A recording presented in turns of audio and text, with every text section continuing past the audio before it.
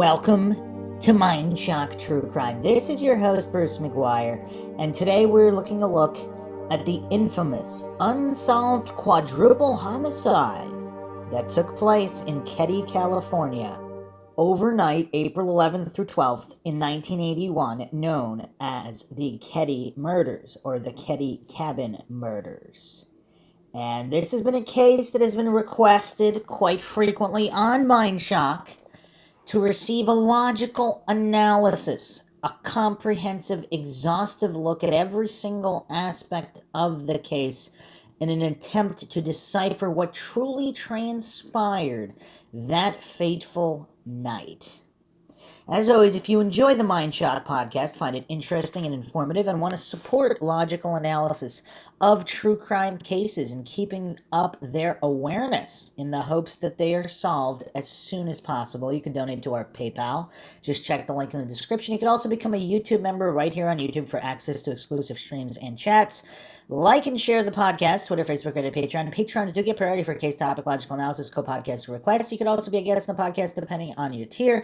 Make sure to subscribe to the channel, hit that bell for notifications. Make sure you allow your device to have those notifications come through. Or you can just go to youtube.com/Mindshock. Questions, comments, theories, thoughts, suggestions, rebuttals, debunkings of any kind, leave them in the comment section. So, this is a relatively famous case, but I have to confess, I was not really deeply familiar with this one on the level, of course, on Zodiac, Black Dahlia, or just some of these other cases that are just really, really infamous. Of course, JonBenet Ramsey, O.J. Simpson, etc. So the Keddie Cabin Murders are not the top of the heap when it comes to infamy, but they're pretty much top of the middle of the pack. People do still discuss them, and all victims are, of course, deserving of justice. So let's take a look at the case here. In Keddie, California, the location also 28 Keddie Resort Road in Keddie, California. So I'm just going to do the quick wiki breakdown, and then we're going to get into the nitty-gritty and examining all of the variables for veracity. The Keddie Murders are an unsolved quadruple homicide which took place over the night of April 11th to April 12th, 1981 in Keddie, California, United States. The victims were Glenna Susan Sharp, born March 29th, 1945, daughter Tina Louise Sharp, born July 22nd, 1968, son John Stephen Sharp, born November 16th, 1965, and John's friend Dana Hall Wingate, born February 8, 1964. The murders took place in house number 28 of the Keddie Resort. The bodies of Sue, John, and Dana were found on the morning of April 12th by Sue's 14-year-old daughter, Sheila, who had been sleeping at a friend's house. Wow, that is trauma a 14-year-old does not need. Sue's two younger sons, Rick and Greg, as well as their friend Justin Smartt, were also in the house, but were unharmed. Tina was missing from the scene. So this is going to get complicated here for the amount of individuals that were in the home who did not get killed. And again, this is why this case really does need an in-depth logical analysis, because there's a lot of moving pieces here. It is not a simple case. Tina remained a missing person until April 1984. Wow. And that's also kind of weird, because, I mean, that's almost the anniversary to the day. So from April 81 to April 84. So almost exactly 3 years, her skull and several other bones were recovered at Camp 18, California, near Feather Falls in Butte County. Multiple leads and suspects were examined in the intervening years, although no charges were filed. Several new leads were announced in the 21st century, including the discovery of a hammer in a pond in 2016, as well as announcements regarding the discovery of new DNA evidence. The background of the timeline. July 79, Glenna Susan Sharp, along with her 5 children, left her home in Connecticut after separating from her abusive husband, James Sharp. She decided to relocate to Northern California, where her brother Don was residing at the time. Upon arriving in California, she began renting a small trailer formerly occupied by her brother at the Claremont Trailer Village in Quincy. The following fall, she moved to house number 28 in the rural Sierra Nevada resort town of Keddie. The house was much larger than the trail and had become available when Plumas County's then sheriff, Sylvester Douglas Thomas, moved out. So this is the former sheriff's home. There she resided with her 15-year-old son, John, 14-year-old daughter, Sheila, 12-year-old daughter, Tina, and two younger sons, Rick, age 10, and Greg, age 5. On April 11th, 1981, around 11:30 a.m., Sue, Sheila, and Greg drove from the residence of their friends, the Meeks family, to pick up Rick, who was attending baseball tryouts at Gansner Field in Quincy. They happened upon John and his friend Dana Hall Wingate hitchhiking at the mouth of the canyon from Quincy to Keddie and picked them up, then driving about 6 miles to Keddie. 2 hours later, 3:30 p.m., John and Dana hitchhiked back to Quincy, where they may have had plans to visit friends. Around this time, the two were seen in the city's downtown area. That same evening, Sheila had plans to spend the night with the Seabolt family, who lived in an adjacent home, while Sue remained at home with Rick, Greg, and the boys' young friend Justin Smartt with 2 T's. Sheila departed house number 28 shortly after 8 p.m., leaving her mother alone with the younger children. Tina, who had been watching television at the Seabolt residence, returned to home 28 around 9:30 p.m. after Sheila arrived at the Seabolts to spend the night. Did everybody get that? I mean, we're lucky Maxwell's not here. I mean, wow, that's a lot of kids to keep track of with all the movements. And I did want to just touch upon the hitchhiking situation. Obviously, this is a very, very different time. Hitchhiking was very popular in the 70s. I'm guessing the decline started somewhere around the early 80s to mid 80s. But the 70s, it was kind of popular. And again, see, now people are like, are they crazy? Hitchhiking? That's so dangerous. Teenagers hitchhiking. But if we take the amount of people that were hitchhiking, that hitchhiked safely, I mean, I don't know, would that be in the millions of rides hitchhiked? How many of them ended up at the hands of a serial killer? I mean, you could argue that hitchhiking was safer than driving in your own car in terms of getting into a car accident and dying. I mean, just comparing the numbers, I mean, I don't know what they are. I mean, maybe not, but it's hard to say that hitchhiking is just so incredibly dangerous when so many hitchhike rides went off without a hitch. Obviously, you know, there are cases where they did not go off without a hitch and people got killed or attacked or whatever. But clearly those were not the vast majority of cases.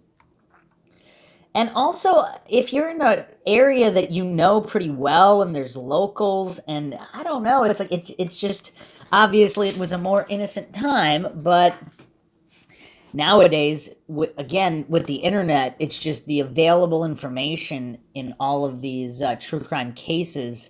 It's a lot scarier. If there was no internet or TV shows, I mean, who knows? Maybe people would still be hitchhiking because they would have never heard of all of the horrible cases, however rare they were. So continuing on here, murders and discovery. Around 7 a.m., on the morning of April 12th, Sheila returned to number 28 and discovered the dead bodies of Sue, John, and Dana in the house's living room. All 3 had been bound with medical tape and electrical cords. Tina was absent from the home, while the 3 younger children, Rick, Greg, and Justin, were unharmed in an adjacent bedroom. Man, I could already kind of tell this is gonna end up being a really long Mindshock series because the logistics here of all the movements of all these people, and we're just getting started. Initial reports stated that the 3 young boys had slept through the incident, though this was later contradicted. Upon discovering the scene, Sheila rushed back to the Seabolt's house, whereupon Jamie Seabolt retrieved Rick, Greg, and Justin through the bedroom window. He later admitted to having briefly entered the home through the back door to see if anyone was still alive, potentially contaminating evidence in the process. The murders of Sue, John, and Dana were notably vicious. 2 bloodied knives and 1 hammer were found at the scene. And one of the knives, a steak knife later determined to have been used in the murders, had been bent at roughly 30 degrees. I mean, that's just plain nasty. Blood spatter evidence from inside the house indicated that the murders of Sue, John, and Dana had all taken place in the living room. Sue was discovered lying on her side near the living room sofa, nude from the waist down and gagged with a blue bandana and her own underwear, which had been secured with tape. She had been stabbed in the chest. Her throat was stabbed horizontally, the wound going through her larynx and nicking her spine, and on the side of her head was an imprint matching the butt of a Daisy 880 Powerline BB pellet rifle. John's throat was slashed. Dana had multiple head injuries and had been manually strangled to death. John and Dana suffered blunt force trauma to their heads caused by a hammer or hammers. Autopsies determined that Sue and John died from the knife wounds and blunt force trauma. Dana died by asphyxiation. Initial investigation. Sheila and the Seabolt family, with whom Sheila had spent the night in the neighboring home, heard no commotion during the night.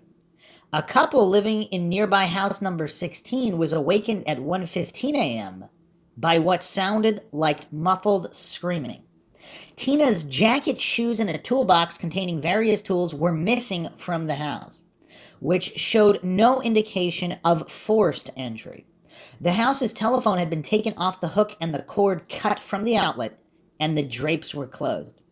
Martin Smartt, a neighbor and main suspect, claimed that a claw hammer had inexplicably gone missing from his home. Plumas County Sheriff Sylvester Thomas, who presided over the case, later stated that Martin had provided endless clues in the case that seemed to throw suspicion away from him. In addition to interviewing the Smarts, detectives interviewed numerous other locals and neighbors. Several, including members of the Seabolt family, recalled seeing a green van parked at the Sharps' house around 9 p.m. Justin gave conflicting stories of the evening, including that he had dreamed details of the murders, though he later claimed to have actually witnessed them. In his later account of events, told under hypnosis, he claimed to have awoken to sounds coming from the living room while asleep in the bedroom with Rick and Greg. Investigating these sounds, he saw Sue with 2 men, one with a mustache and short hair, the other clean-shaven with long hair. Both wore glasses. According to Justin, John and Dana then entered the home and began heatedly arguing with the men. A fight ensued, after which Tina entered the room and was taken out of the cabin's back door by one of the men. Based on Justin's descriptions, composite sketches of the 2 unknown men were produced by Harlan Embry, a man with no artistic ability and no training in forensics sketching. Okay. It was never explained why, with access to the Justice Department's and FBI's top forensic artists, law enforcement chose to use an amateur who sometimes volunteered to help local police. In press releases accompanying the sketches, the suspects were described as being in their late 20s to early 30s. One stood between 5'11 to 6'2, tall with dark blonde hair. The other 5'6, between 5'6 and 5'10 with black greased hair. Both wore gold-framed sunglasses. Rumors regarding the crimes being ritualistic or motivated by drug trafficking were dismissed by Plumas County Sheriff Doug Thomas, who stated the following week following the murders that no drug paraphernalia or illegal drugs were found in the home. Carla McMullen, a family acquaintance, later told detectives that Dana Wingate had recently stolen an unknown quantity of LSD from local drug dealers, though she was unable to provide proof of this claim. Wow, that's weird. The plot thickens. About 4,000 man-hours were spent working the case, which Thomas described as frustrating. In December 83, detectives ruled out serial killers Henry Lee Lucas and Otis Toole as possible suspects. Okay, wow. I mean, this is tough. I mean, there's a lot of information here. Again, we're just getting started. One of the details that just does not seem to sit right is that the former sheriff, or the sheriff, was the former homeowner where this took place. I mean, that's a little weird to me. I mean, is there any other case where a sheriff investigated murders that took place in their former home? I mean, not former home like 5 owners ago, the previous owner to the people getting murdered, the current owners. I mean, that just seems kind of weird. I mean, I don't know. That just jumped out at me right away as an issue. And then the other thing that's kind of weird, so the neighbor, Smartt, he's a suspect, but his own son is friends with the younger brothers of that, and he's sleeping over at their house. And he's the one that was put under hypnosis. Now, is it possible, if the neighbor is the killer, per se, Martin Smartt, would he have coached his own son to make this up? But how would that work under hypnosis? Seems kind of unlikely. Unless he was just pretending to be hypnotized, unless they knew the hypnotist and they set this all up in some kind of vast conspiracy. I am not alleging that is the case, but I'm just, again, running through scenarios because this is truly an unusual case, just breaking down some of these details. And now we have the additional wrinkle of a family acquaintance telling detectives that Dana Wingate stole an unknown quantity of LSD from local dealers with no proof. But here's the thing about that. See, she's a family acquaintance of whom? The Sharps. So Dana Wingate is not a family member. She's a friend of John Sharp. So would this have been an attempt to kind of blame this on Dana? But why, though? I mean, or she is telling the truth. I mean, unless this is phrased weirdly, because Carla McCullen, let's see what the source is here. Actually, I just remembered something too, unless my memory is going the way of Maxwell's. In the Springfield 3 missing women's case, the house that they went missing from allegedly, that was a former judge's house, was it not? And they had only moved in however many months prior, possibly 2 months. I mean, is that a detail that can simply be written off? And now here again, this is the former sheriff's house. Something's weird about that. I don't know what it is, but something seems weird about that. Anyway, from the Encyclopedia of Unsolved Crimes by Michael Newton, here's a write-up here. Authorities offered no motive for the Keddie slayings. Armchair detectives noted that Dana Wingate was a known marijuana user, suggesting that he may have been caught in a drug deal gone wrong. Family acquaintance Carla McMullen claimed that Wingate and John Sharp stole a quantity of LSD from unnamed dealers, but she offered no proof. Parallel rumors, equally unsubstantiated, suggested that Glenna Sharp sold drugs or was involved in prostitution. Another theory, generally dismissed by police, claims that the slayings were committed by bloodthirsty Satanists. So it's not quite clear who this McMullen character is with direct relation to which family, but yeah, In any case, is the blame put on Dana? I mean, I don't know. That's we'll get into that later again. Let's continue here. Recovery of Tina Sharp's remains. Tina's disappearance was initially investigated by the FBI as a possible abduction, though it was reported on April 29, 1981 that the FBI had backed off the search as the California State Department of Justice was doing an adequate job and made the FBI's presence unnecessary. A grid pattern search of the area covering a 5-mile radius around the house was conducted with police canines, but the efforts were fruitless.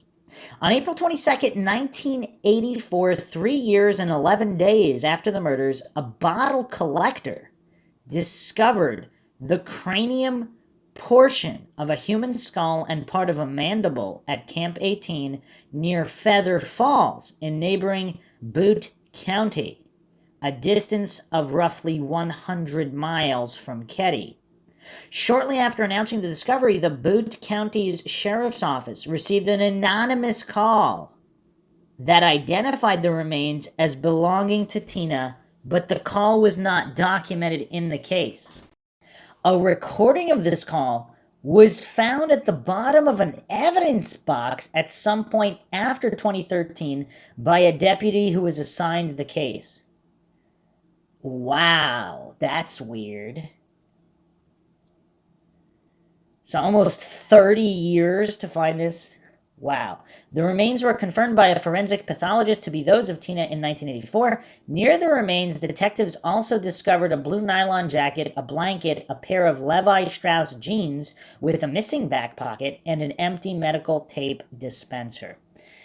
Okay, yeah, I mean, this is getting weird. Why would someone call and identify the remains? So this is 100 miles away, so not necessarily the first thought would be that this is the missing girl from the Keddie cabin, but that's weird. Why? What would be the motivations there? So this would have to be someone involved with the killers, per se, or not necessarily, or somebody who knows the killers and knew where they dumped the body? Subsequent developments. The house in which the murders occurred was demolished in 2004.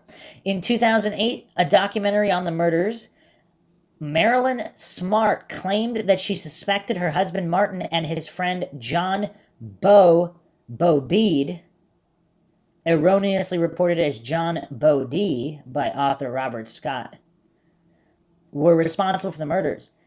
I mean, this guy's gonna kill these people with his own son in a bedroom upstairs. On the other hand, he can guarantee his son's safety if that is the case. I mean, does that make more sense than strangers who come in the house? Unless they didn't know. I mean, did they not sweep the house so they didn't know the boys were in the other room sleeping? I mean, this is really weird.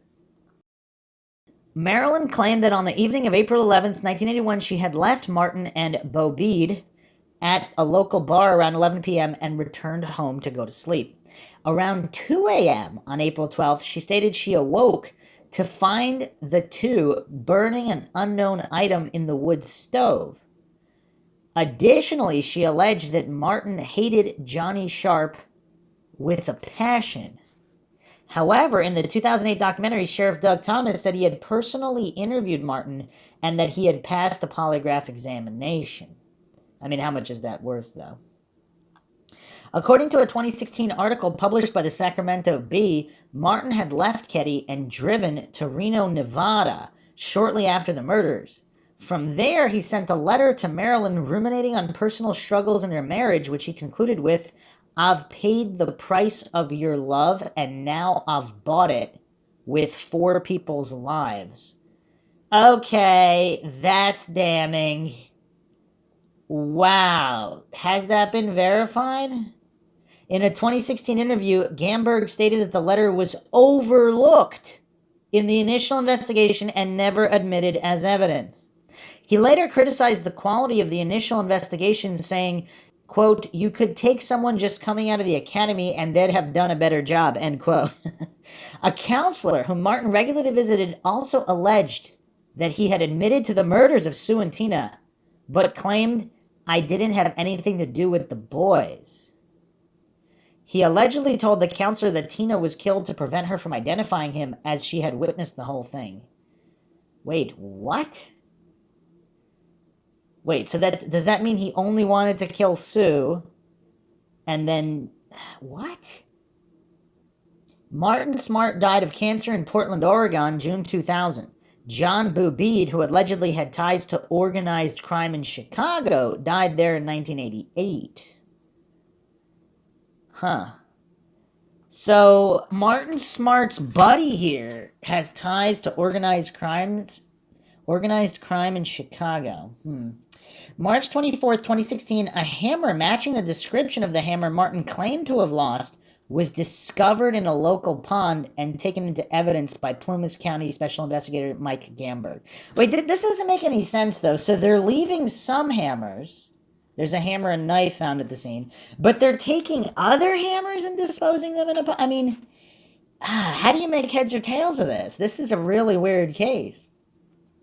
Plumas County Sheriff Hagwood, who was 16 years old at the time of the murders and knew the Sharp family personally, stated the location it was found, it would have been intentionally put there. It would not have been accidentally misplaced. Gamberg also stated that at that time, 6 potential suspects were being examined. In April 2018, Gamberg stated that DNA evidence recovered from a piece of tape at the crime scene matched that of a known living suspect. So this is a very interesting clue here. So let's examine this.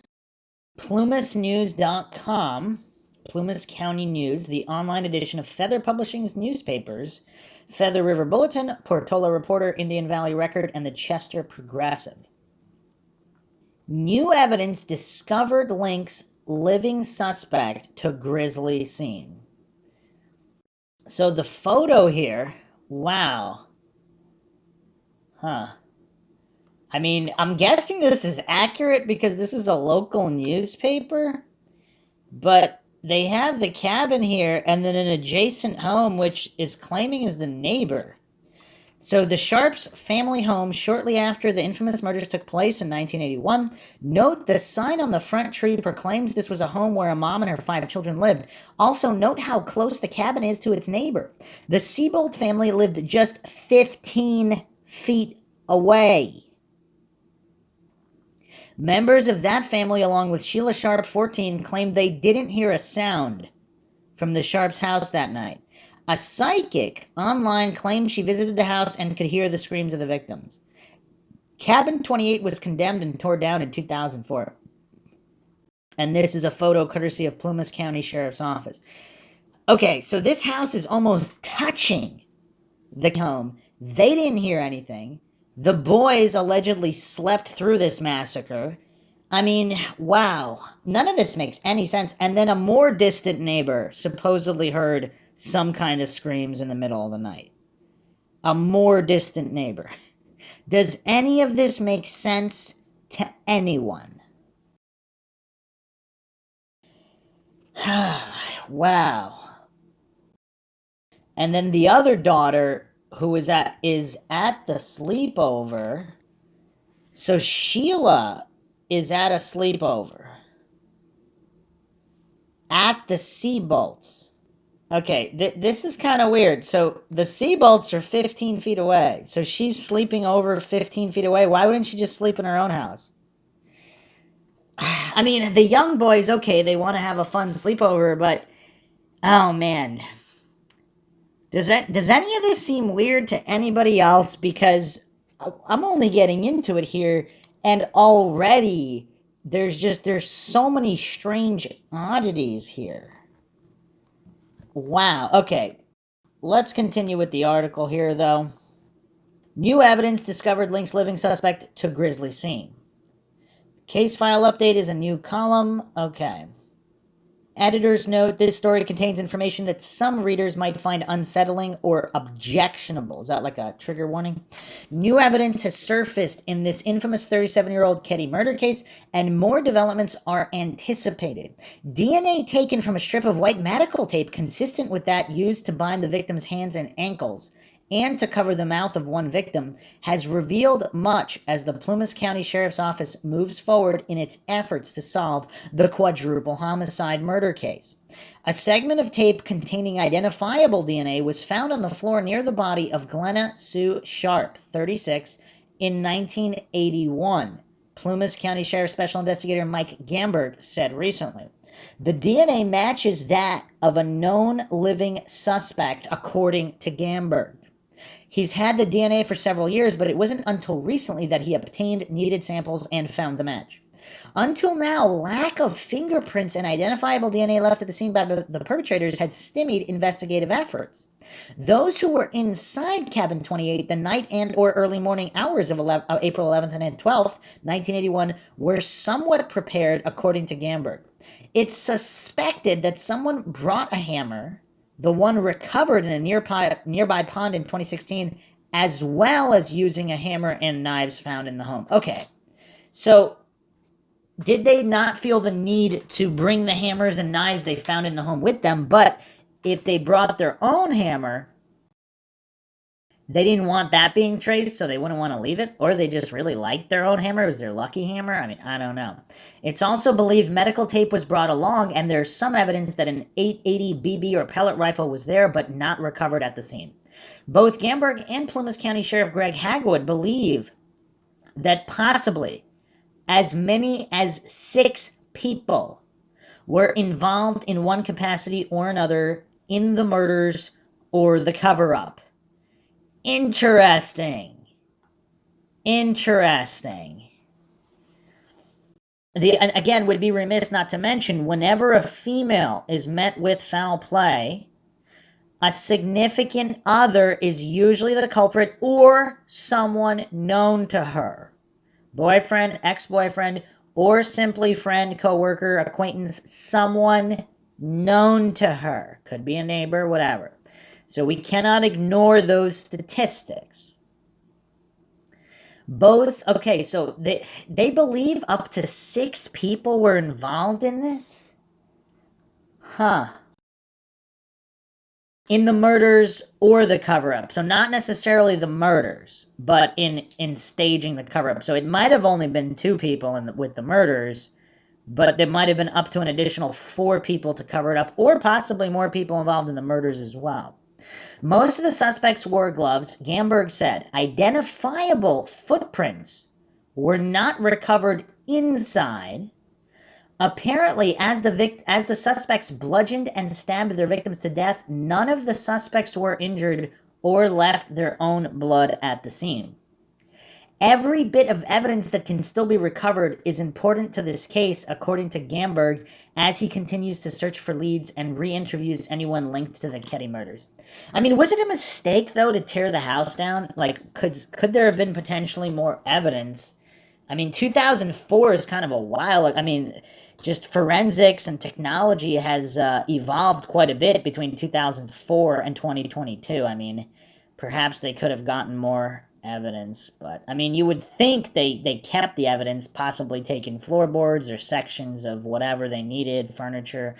I mean, you would think they would have done that. Every bit of evidence that can still be recovered is important to this case, according to Gamberg, as he continues to search for leads and re-interviews anyone linked to the Keddie murders. Those left dead at the scene included the mother, Sue Sharp, her son, John Sharp, 15, and his friend, Dana Wingate, 17.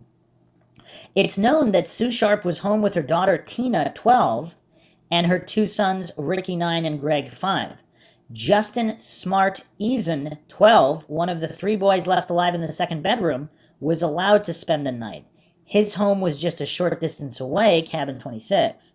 He lived there with his mother and stepfather, Marilyn and Marty Smartt, and his brother.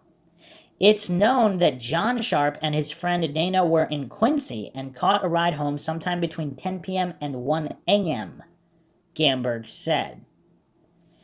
Although it's been a mystery as to who gave the teens a ride home, Gamberg has identified the individual and has interviewed her. I mean, that's strange. I found other sources claiming it was a he who gave them a ride. And then also, this is curious, just from this timeline here, that would mean this whole thing is possibly connected. So supposedly John and Dana were at a party. So this is possibly connected to individuals at that party, right? I mean, it's just, I don't know. That's kind of weird. Remembering when It was April 11th, 1981, when Sheila Sharp, 14, opened the door to her family's two-bedroom cabin and discovered the bodies of her mother, older brother, and family friend in the small living room. Sheila ran screaming back to the neighboring cabin where she had spent the night. This was cabin 27, where the Seabolt family lived. That family included James Sr., his wife Zonita, daughters Alyssa and Paula, and son James Jamie Jr. All right, hold on a second. The Seabolts are not the Smarts. So she's at... Okay, so the Smartt residence is not directly next to the Keddie home. That's the Seabolts. Okay, wow. We are so lucky Maxwell's not here, because even I'm having trouble dissecting all these details and neighbors. Okay, so the Smarts are cabin 26. So let's look at the map here. So they were a little bit, still very, very close distance. I mean, we're talking a matter of yards here. So the Seabolts are 15 feet away, and then the Smarts are another...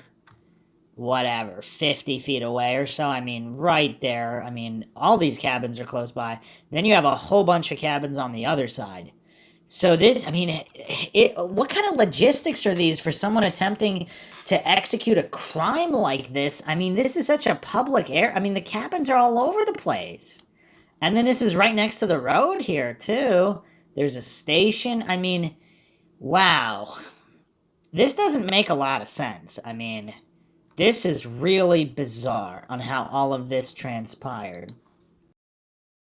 Also, apparently, the Smarts had only moved there a few months prior as well. Huh. Curious. Very, very curious. So let's continue here. So Sheila ran screaming back to the neighboring cabin where she had spent the night. This was cabin 27, where the Seabolt family lived. That family includes James Sr., his wife Zonita, daughters Alyssa and Paula, son Jamie Jr. At 8:05 a.m., Sunday, April 12th, the sheriff's dispatch received a call from Jan Albin, the co-owner of the Keddie Resort. She reported the possibility of a homicide in cabin 28. The Seabolts didn't have a telephone. Someone from the cabin ran to the lodge and reported the crime. While the crime was being reported, Jamie Seabolt, Sheila Sharp, and possibly Zonita Seabolt, possibly, they still don't know, helped the three young boys out a side bedroom window of the cabin. Deputy Hank Clement was the first to arrive on the scene. When he opened the front door, he saw the bodies on the green carpeted floor, according to Gamberg. Although someone had covered the body of the mother with a blanket, it did little to relieve the horrific scene that teen and law enforcement encountered. Although Sheila wouldn't realize it until later, the order of the bodies was her brother John, who was closest to the door. He was lying face up with his blood-covered hands bound together securely with medical tape. Dana was found next on his stomach with his badly damaged head resting partially on a sofa pillow. His ankles were firmly tied with electrical cord that linked him to John, whose ankles were also bound. Sue Sharp was found lying very close to the sofa. Although she was lying on her side, naked from the waist down, there's evidence that someone rearranged her from an indecent position. That's probably when she was covered. She was also tightly gagged. A blue bandana and her panties were used first and medical tape then applied. Defensive injuries would be discovered on her arms. Lone pools of blood on the living room floor and on the sofa pillow indicated the boys' bodies were also moved and staged, Gamberg said. Man, nothing is simple in this case. Blood wasn't confined to the floor and on or around the victims. It was discovered on the once cheerful ivory-patterned wallpaper and on some bedding in the bedroom Sheila and her sister Tina shared with their mother. Also, keep in mind, I mean, this is a very small cabin with another very small cabin literally feet away where supposedly nobody heard anything. Blood was also found on the living room ceiling and furniture. The bottoms of Sue's bare feet and the soles of one of the boys' shoes were also covered in blood, suggesting they were mobile and stepped in it at some point. Oh man, so did the boys come back from this party and they came back stumbling upon this type of scene? Or did they bring something back from the party? Or some nefarious individuals? And then there's the reports of the green van. Did somebody follow them? Or did that van belong to the vehicle that they hitchhiked in? Blood was discovered on both bedroom doors. Whoa. On both bedroom doors and outside on the handrail of the steep back stairs. So this seemed to have been just a really murderous event going all over the cabin. All three victims, and nobody heard anything. Because even if they were gagged, I mean, and also just the nature of the crime, it suggests that how could they have all been gagged immediately? There would have been a fight, screaming, whatever, as they were being gagged. And then all of this death and destruction going all over the cabin, blood spreading everywhere. Even if they were gagged for some of that, I mean, what about the noise they were making? I mean, this doesn't make any sense. So blood was discovered both bedroom doors and outside on the handrail of the steep back stairs. So there's some noise going on outside as well, and nobody hears this? All three victims sustained brutal blows to the head with a hammer or hammers, and they were stabbed, sometimes repeatedly. An imprint matching that of the butt of an .880 rifle was also left on Sue's head. The throats of Sue and her son were cut. Dana suffered multiple head injuries and was manually strangled. I mean, would that suggest, like, if he stole drugs from somebody or something, are they going to attack him differently and maybe put their hands on his throat while asking him questions or whatever? Is that why he was murdered differently? The other three children present in a second bedroom escaped physical harm. A fourth victim, Tina, was missing. It would take those at the scene at least several hours to realize that fact. While two of the lead suspects, Martin Smartt and his friend John Boobeed, are now dead, others are alive and have been identified, said Hagwood recently. Changed overnight. As word spread throughout Keddie and the rest of Plumas County of the murders, it's clearly a crime that not only affected Sheila Sharp and her remaining brothers and the boy who was spending the night, it deeply affected some members of the sheriff's office and the community, Gamberg said. Life changed dramatically in 1981 for this whole community, Gamberg said, meaning not just Keddie, which is 6 miles west of Quincy. Everybody was suspicious of everybody and afraid of everybody else, he said. It's haunted people, and there were few reassurances from the sheriff's office that they were doing everything possible to catch the killers. Although Gamberg was a deputy, he said his young sons began locking the doors to their house at night. They'd never felt the need to do that prior to the murders. Both Hagwood and Gamberg said residents had very little trust or confidence in the sheriff's department before the murders. In many ways, there was even less trust following the deaths. Okay, so they didn't trust or have confidence in the sheriff's department before the murders, so obviously they're not going to have much after. Dropped the ball. In recent interviews, both Hagwood and Gamberg said the sheriff's office and the California Department of Justice blew it in 1981. Leads weren't followed, and evidence wasn't checked.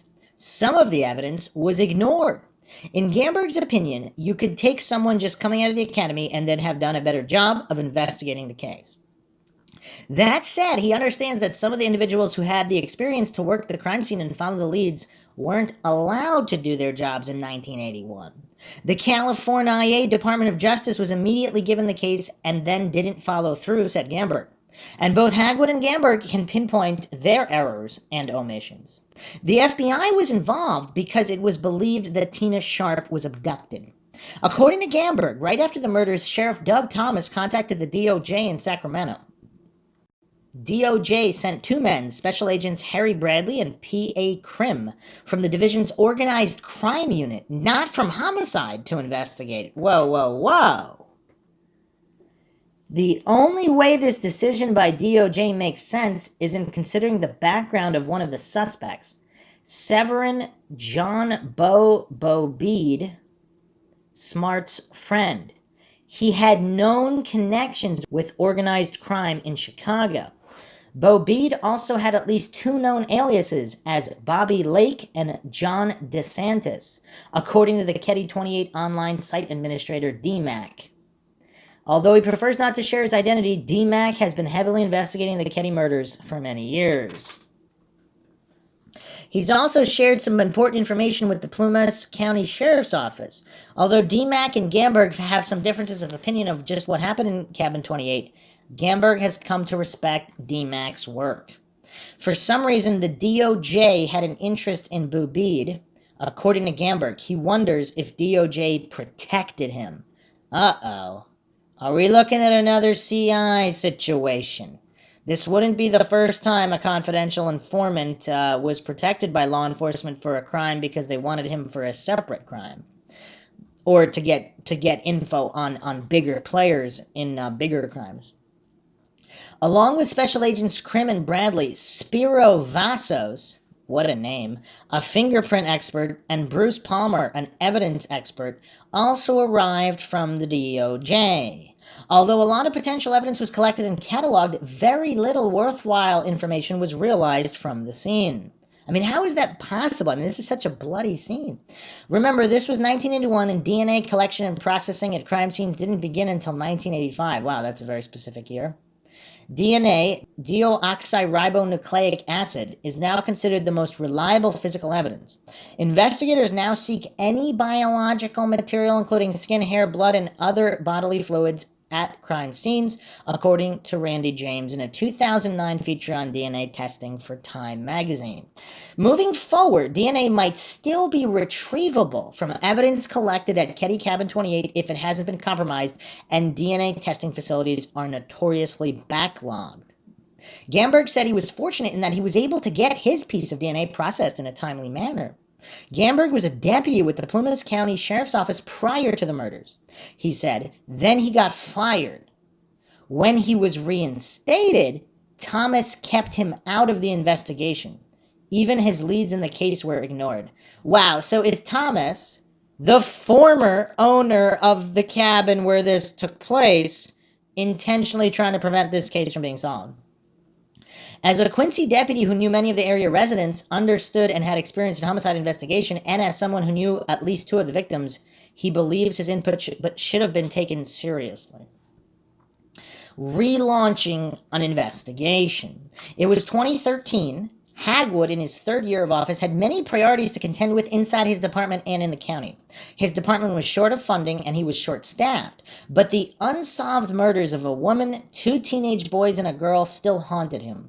These were boys he went to school with. Hagwood personally knew them.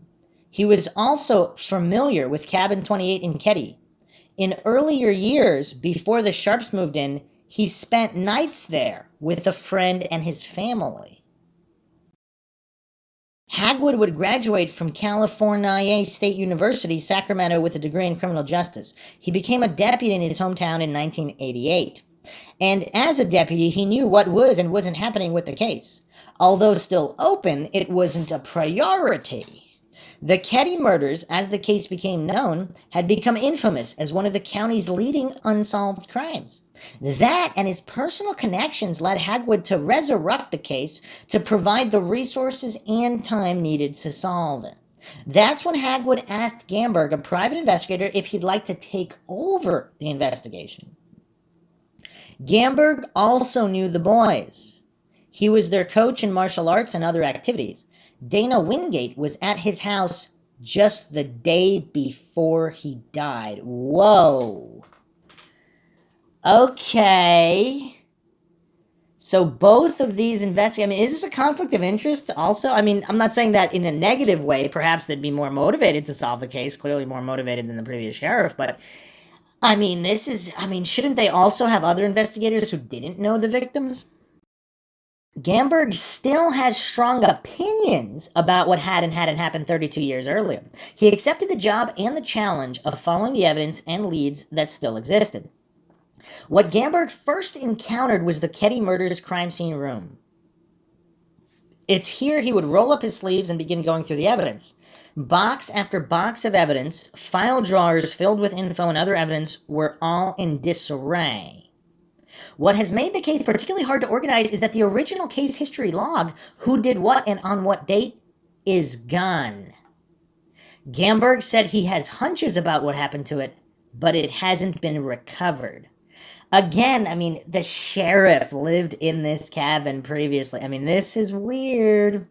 Gamberg also said that much of the physical evidence taken from cabin 28 is still in storage. This includes the living room carpet, wallboard, and other items marked with blood and other potential evidence. The problem there is that it's become disorganized. And some of the evidence in storage is contaminated. Some of the evidence was placed in a freezer to preserve it. The freezer got turned off, Gamberg said. And was that accidental that it got turned off? This case is as screwed up as a soup sandwich, Gamberg said recently. It's not about what was done, but about what was not done, and that was plenty. Is that a popular phrase, screwed up as a soup sandwich? I don't know. Have I heard that before? I don't know if I've heard that before. He also compared the available evidence in 1981 to someone firing a shotgun loaded with evidence, and no one followed up on all of it as it spread out like pellets. It was just left scattered. It wasn't followed, he said.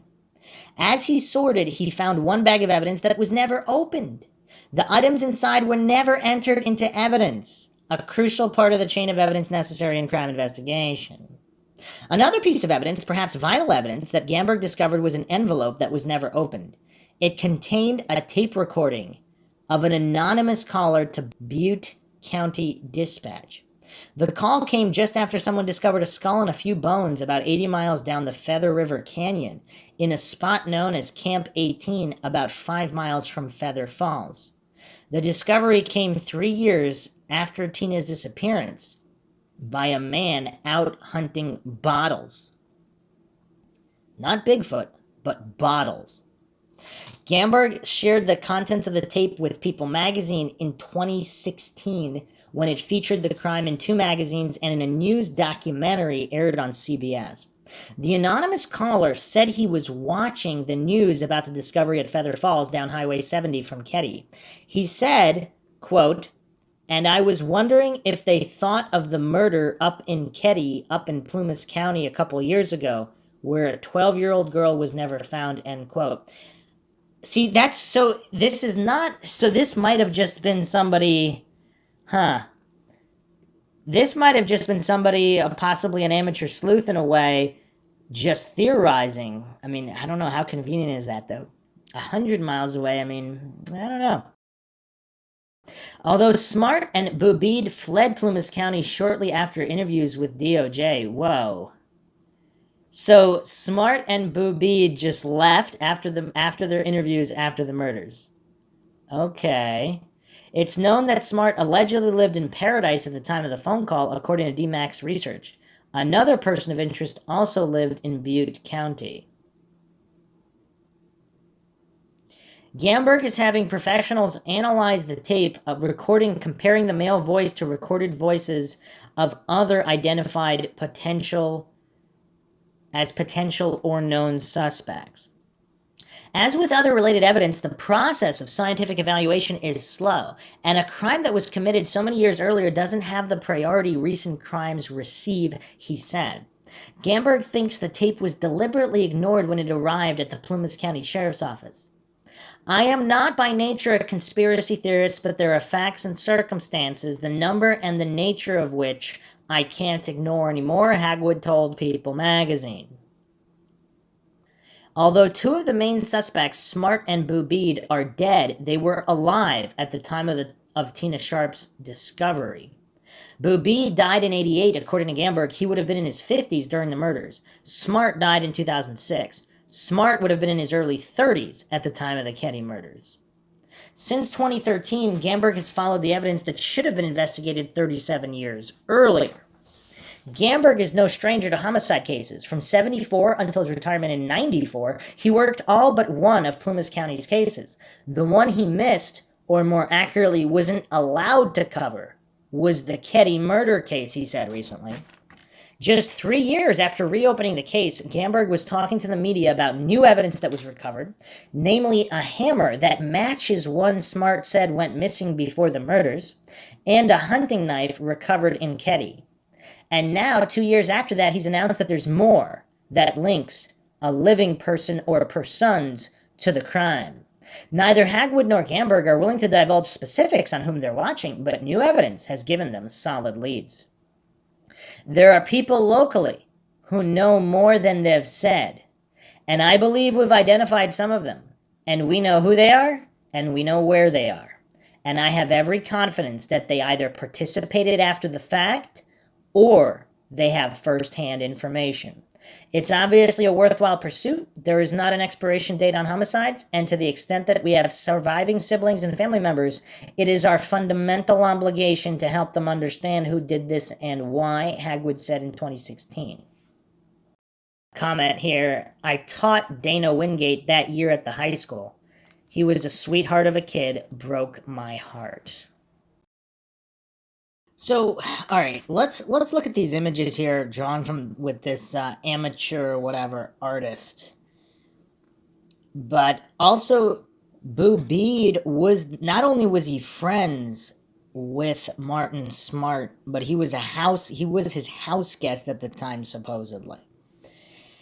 So if he was present there, okay. And now, coincidentally, what do we make of these drawings, I mean, under hypnosis, of Justin Smartt? I mean, you would think he would recognize his own father. I mean, one of them has a mustache, one of them does not have a mustache. They're both wearing gold-rimmed glasses, however, do they not wear glasses? On Martin Smart's license, he's not wearing glasses. In this image of Bo Bede, he's not wearing glasses either, but he has short hair. But even Martin doesn't really have that long hair. I meing, he's got regular hair. So, yeah, I don't know. I don't know what to make of that. It doesn't quite match. But here's an interesting write-up on theCinemaholic.com. I guess this is kind of like a celebrity, pop culture type blog, whatever. Are Martin Smartt and John Bo Bede dead or alive? Where is Marilyn Smartt right now? By Deepra Sarkar, February 16, 2021. ID's People magazine explores the legendary unsolved case of the Keddie Cabin Murders in an episode titled Cabin 28, Horror in the Woods. The case revolves around the brutal murders of a mother and 3 teens while they were in the said cabin in Keddie, California. The initial investigation took several twists and turns without giving fruitful results. The primary suspects in the case were Martin Smartt and John Bo Bede. But the police could not find substantial evidence to lock them in. Unfortunately, the case remains unsolved to date, despite the police still working at it, and with the suspect list getting some additions. If you are curious to find out about the primary suspects and one of their wives who is also tied to the investigation closely, we have you covered. Are Martin Smartt and Bo Bede dead or alive? Martin Smartt and John Bo Bede, the primary suspects in the 81 Keddie murders, are dead. So how exactly were Martin Smartt and John Bo Bede related to the victims? According to reports, Martin's then-wife, Marilyn, sought the counsel of one of the victims, Sue Sharp, regarding the abuse inflicted on Marilyn by Martin. When Martin found out about this, an investigator said that he went ballistic. Furthermore, Martin's son, Justin, and one of Sue's sons were also friends. I mean, you'd think he'd be able to identify his own father under hypnosis or not. Martin was known to be a dangerous man with an obsession with the Bible and preached to people he thought had impure morals. Plus, Martin had supposedly become involved in the drug business thanks to his friend John Bo Bede. As per statements, the two had struck up a friendship at the hospital Martin was admitted to due to PTSD from serving in Vietnam. Okay, wow. The friendship became so intense that Martin even allowed Bo Bede to stay at Martin's cabin near the Sharps' cabin. Bo Bede was a known felon with robbery and home invasion convictions and associations with the Chicago outfit mafia. After the killings, the suspicion fell on these two men, but the police could not zero in on them. He allowed Bobby to stay at Martin's cabin near the Sharp's cabin. Wait, how many cabins are there here? Yeah, to stay at his cabin, which was near the Sharp's cabin. Okay. Wow. So, impure morals. So is this kind of a case of somebody snapping PTSD from Vietnam, possibly on drugs and involved in some kind of drugs, with his criminal buddy here with ties to the Chicago Mafia. And he finds out that his wife went to Sue Sharp about the abuse she was receiving at the hands of her husband, Martin. I mean, that's a decent motive. If he just snapped there, I mean, that is a decent motive. What can you say? Martin left Keddie following the murders and traveled to Reno. Here, he wrote a letter to his then-wife saying, quote, "I've paid the price of your love, and now that I've bought it with 4 people's lives, you tell me we are through. Great. What else do you want?" End quote. However, the evidence was not entered into the records. Moreover, years later, a hammer matching the description of the one Martin had reported missing was fished out from a pond close to Keddie. Investigators also found several other tangible pieces of evidence after the case was reopened. While some of them directed police towards Smartt and Bo Bede, others pointed to other suspects. However, both the primary suspects in the case have died since. While Bo Bede died in 1988, Martin Smartt died in 2000 after suffering from cancer. Where is Marilyn Smartt now? Marilyn Smartt, Martin Smartt's former wife and an acquaintance of Sue Sharp, stated that her husband would often abuse her. She also did not object when her former husband brought in a friend, Bo Bede, to live with him out of fear that he might beat her up again. Later, after the murder, Marilyn claimed to have found a bloodstained jacket that supposedly belonged to Tina Sharp, another victim in the case whose body was discovered years later, in the family basement and given it to the police. However, no records of such a transaction exist. That's curious. In a 2008 documentary on this baffling case, Marilyn stated that Martin had always hated John Sharp, one of the victims and Sue Sharp's eldest son. Marilyn also said her thoughts on the case implicating her husband and his friend in the murders. Marilyn also further claimed that she received a postcard from her ex-husband 6 or 7 months later stating, "Bo is dead." She has been featured in the episode of People Magazine Investigates. Recent updates on her life are scarce, but we do know that she has since remarried. So, interesting details there. Couple more articles here with some interesting tidbits that might offer even more clues. AllThat'sInteresting.com has a write-up here published October 18th, 2021, updated November 1st, 2021, by Eric Hawkins. The Keddie Cabin Murders, inside the grisly quadruple homicide that still haunts California. Between April 11th and 12th, 1981, Glenna Sue Sharp and 3 others were brutally killed in the resort town of Keddie, California. To this day, the murders remain unsolved. Morning of April 12th, 81, Sheila Sharp returned to her home, Cabin 28, in the Keddie Resorts in California from the next-door neighbor's house. What the 14-year-old girl discovered inside the modest 4-room cabin instantly became one of the most macabre scenes in modern American history and has come to be known as the gruesome Keddie Murders. Inside Cabin 28 were the bodies of her mother, Glenna Sue Sharp, her teenage brother John, his high school friend Dana Wingate. The 3 had been found bound by medical and electrical tape and had either been viciously stabbed, strangled, or bludgeoned. Sheila's sister, 12-year-old Tina Sharp, was nowhere to be found. Stranger still, in an adjoining bedroom, the 2 youngest Sharp boys, Ricky and Greg, as well as their friend and neighbor, 12-year-old Justin Smartt, were found unharmed. They had apparently slept through the entire massacre, which had unfolded mere feet from their beds. And supposedly blood even splashed on their door, the outside of their door. The Sharp family had just moved into Cabin 28 the year before. Sue had just divorced her husband and brought her children from Connecticut to Keddie in Northern California. The 6 of them, 36-year-old Sue, her 15-year-old son John, 14-year-old daughter Sheila, 12-year-old daughter Tina, and 10-year-old Rick and 5-year-old Greg were friendly with their nearby neighbors at the Keddie Resort. The night before the murders, Sheila had slept over a friend's house down the street Is that down the street or right next door? John and his 17-year-old friend Dana had hitchhiked to a nearby town of Quincy for a party and returned sometime later that evening. Tina had briefly joined her sister at the neighbors before returning home to her mother, 2 younger brothers, and one of the neighbor boys, Justin Smartt. When Sheila returned home early the next morning to find her mother, brother, and her friend bludgeoned and his friend bloodied on the living room floor, she bolted back to her neighbor's house. Her friend's dad retrieved the 3 unharmed boys through their bedroom windows so they would not have to see the scene. The murders had been notably violent. Investigators were called about an hour after Sheila had discovered her slain family. Also, what took so long? Because, I mean, it's only a couple, 10, 20 yards, 50 yards to the lodge or whatever, the office area where they have a phone.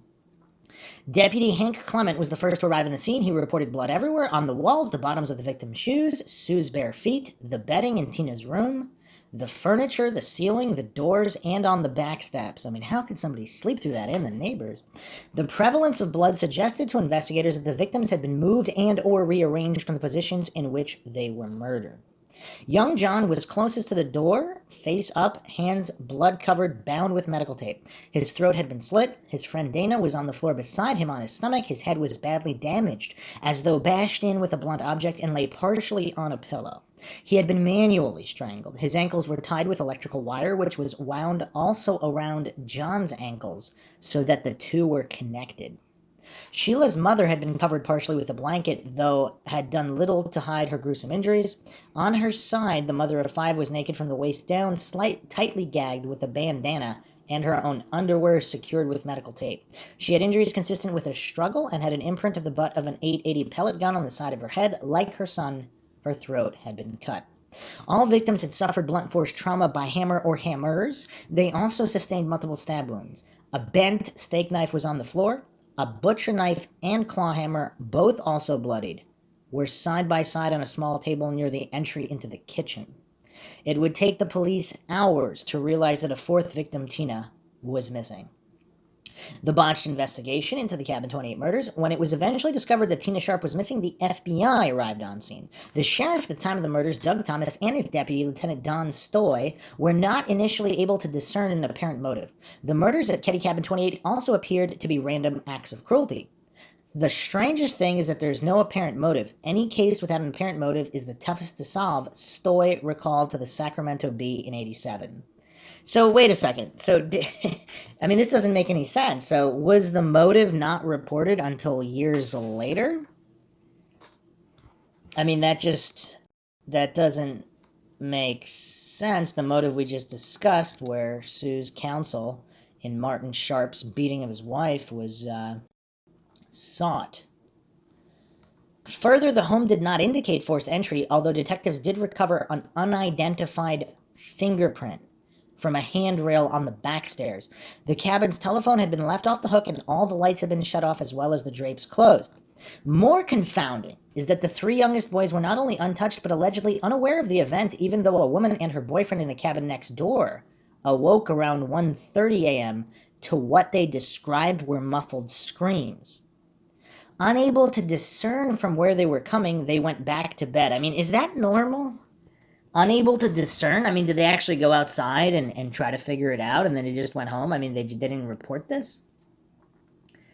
And how long were these screams going on? So they wake up to the screams, so they had to at least, so it says they were unable to discern. So what did they do? Walk around, go outside? I mean, how long are the screams going on? I mean, this is all very baffling. However, though the 3 boys initially claimed to have slept through the massacre, Ricky and Greg's friend Justin Smartt did later say that he saw Sue with 2 men in the house that night. One reportedly had a mustache and long hair, and the other was clean-shaven with short hair, but both in glasses. One of the men had a hammer. Justin reported that when John and Dana entered the home and argued with the men, which resulted in a violent fight. Tina was then allegedly taken out the cabin's back door by one of the men. Allegedly, a lot of potential evidence was collected at the scene, but because this was pre-DNA testing, very little helpful information was found at the time. Sheriff Thomas called the Sacramento Department of Justice, which then sent in 2 special agents from their organized crime unit, not homicide, which struck many as odd. I mean, why not both, though? Why not send in both? Immediately, the 2 lead suspects were Justin Smart's father and the Sharps' neighbors, Martin Smartt and his house guest, ex-convict, John Bo Deeb, who was known to have connections to organized crime in the area. Both men had been seen in suits and ties, behaving oddly in the bar the night before. What does oddly mean? Martin Smartt later told the police that he had a hammer that matched the one discovered, and also that his hammer had gone missing shortly before the murders. Later that year, a knife was recovered in a trash can outside the Keddie General Store. Authorities also believe this item to be linked to the crimes. Wait. The Keddie General Store? So the Keddie General Store is literally right down the street, roughly 500 feet. It's a couple hundred feet away, and it's actually right next to cabin number 2. This is really weird, though. So why would someone dump a knife right there? I mean, it's so close to the cabins, and this was a year later, and it's right next to the cabins. Or later that year, so possibly not a full year, so this is months later. It would be another 3 years after the Keddie murders that Tina was recovered. A man discovered a human skull in the adjoining Butte County, about 30 miles from Keddie. That's weird. The other state, 100 miles. In Plymouth County. Near the remains, detectives also found a child's blanket, a blue nylon jacket, a pair of jeans with a missing back pocket, and an empty surgical tape dispenser. With that, the remains of Tina Sharp had been found, which made the crimes committed on April 11th or 12th, 1981, a quadruple homicide. The Butte County Sheriff Department soon received an anonymous call asking, "I was wondering if they thought of the murder up in Keddie, up in Plymouth County a couple years ago, where a 12-year-old girl was never found." Meanwhile, Sheriff Thomas had resigned from the investigation 3 months in and took a job instead at the Sacramento Department of Justice. His handling of the case in retrospect would be considered disastrous at best and corrupt at worst. Quote, "I was told the suspects were told to get out of town, so to me that means it was covered up," end quote, Sheila Sharp told CBS Sacramento in 2016. The Sharps' home was demolished in 2004. Okay, hold on a second. So Sheila Sharp is stating that someone told her that the suspects were told to get out of town, and Sheriff Thomas, who lived in that exact cabin, resigned from the investigation just 3 months in. So was he the one who told the suspects to get out of town? And how deep is the corruption? Because this sheriff is now going to work at the Sacramento Department of Justice, which sent the organized crime agents instead of the homicide agents. I mean, does this make any sense to anyone? Is something going on with the DOJ? Are these guys CIs? I mean, this doesn't make any sense. Evidence at Cabin 28 ignored and overlooked. Remarkably, the tape of the anonymous tip regarding Tina was found sealed in case files untouched by Plymouth County Sheriff's Department until 2013, when the case was reopened and new investigators Plymouth Sheriff Greg Hagwood and Special Investigator Mike Gamberg. In 2016, Gamberg located a hammer believed to be one of the murder weapons in a dried-up pond in Keddie. Also, how was that hammer located? I don't know if they ever revealed those exact details. Because did someone give him a tip that that's where the hammer was? Further, it came to light that Marilyn Smartt, Marty's wife and mother of Justin, had left her husband on the day of the murder discovery. Wow, so that day she's leaving her husband. So how many days before was she beaten by her husband, or was that an ongoing thing? And she sought the counsel of Sue So was that? I mean, how many days prior? And he just found out about it. Did he find out about it at the bar or whatever? And then this is, I mean, none of this really makes a lot of sense, though. Afterwards, she provided Plumas County Sheriff's Department with a handwritten letter sent to her and signed by her estranged husband. It read, quote, "I've paid the price of your love, and now that I've bought it with 4 people's lives, you tell me we are through. Great. What else do you want? Question mark," end quote. Can it be verified that that's 100% his handwriting? This letter was not treated as a confession, nor was it followed up on at the time. Even though Marilyn admitted in a 2008 documentary that she thought her husband and his friend Beau was responsible, Sheriff Doug Thomas contradicted this and stated that Martin had successfully passed the polygraph test. It was later confirmed that Martin was close with this sheriff. Whoa, hold on a second. So Martin is friends with the sheriff who happened to live right there? But wait a second. If hold on though. The Sharps moved in not even a year, and I mean the Smarts moved in not even a year, but the Sharps were there longer than the Smarts. So that means Martin Smartt would not have known the sheriff when he was living there, unless something is just really off here with this timeline. But he's buddies with the sheriff. That's weird. And, okay, well, I guess that would... If he's buddies with the sheriff, I mean, what connections are there with his friend Beau? So this guy from organized crime is his house guest, so they're friends, and he's also friends with the sheriff? Does this strike anybody as weird? So there's rumors that Martin and Beau got involved in the drug trade, so is Sheriff Doug Thomas involved in this trade as well? And that's the connection, and that's why this was never solved, and that's why the sheriff told these guys to leave town, and then he himself left the investigation after just 3 months. Wow, I mean, this is getting really crazy here. In 2016, Gamberg met with a counselor at the Reno Veterans Administration. The anonymous counselor told him that in May 1981, Martin Smartt had confessed to killing Sue and Tina Sharp. Quote, "I killed the woman and her daughter, but I didn't have anything to do with the boys," end quote, he purportedly told the counselor. When the DOJ was alerted to this confession in 81, they dismissed it as hearsay. Wow, so they didn't even investigate?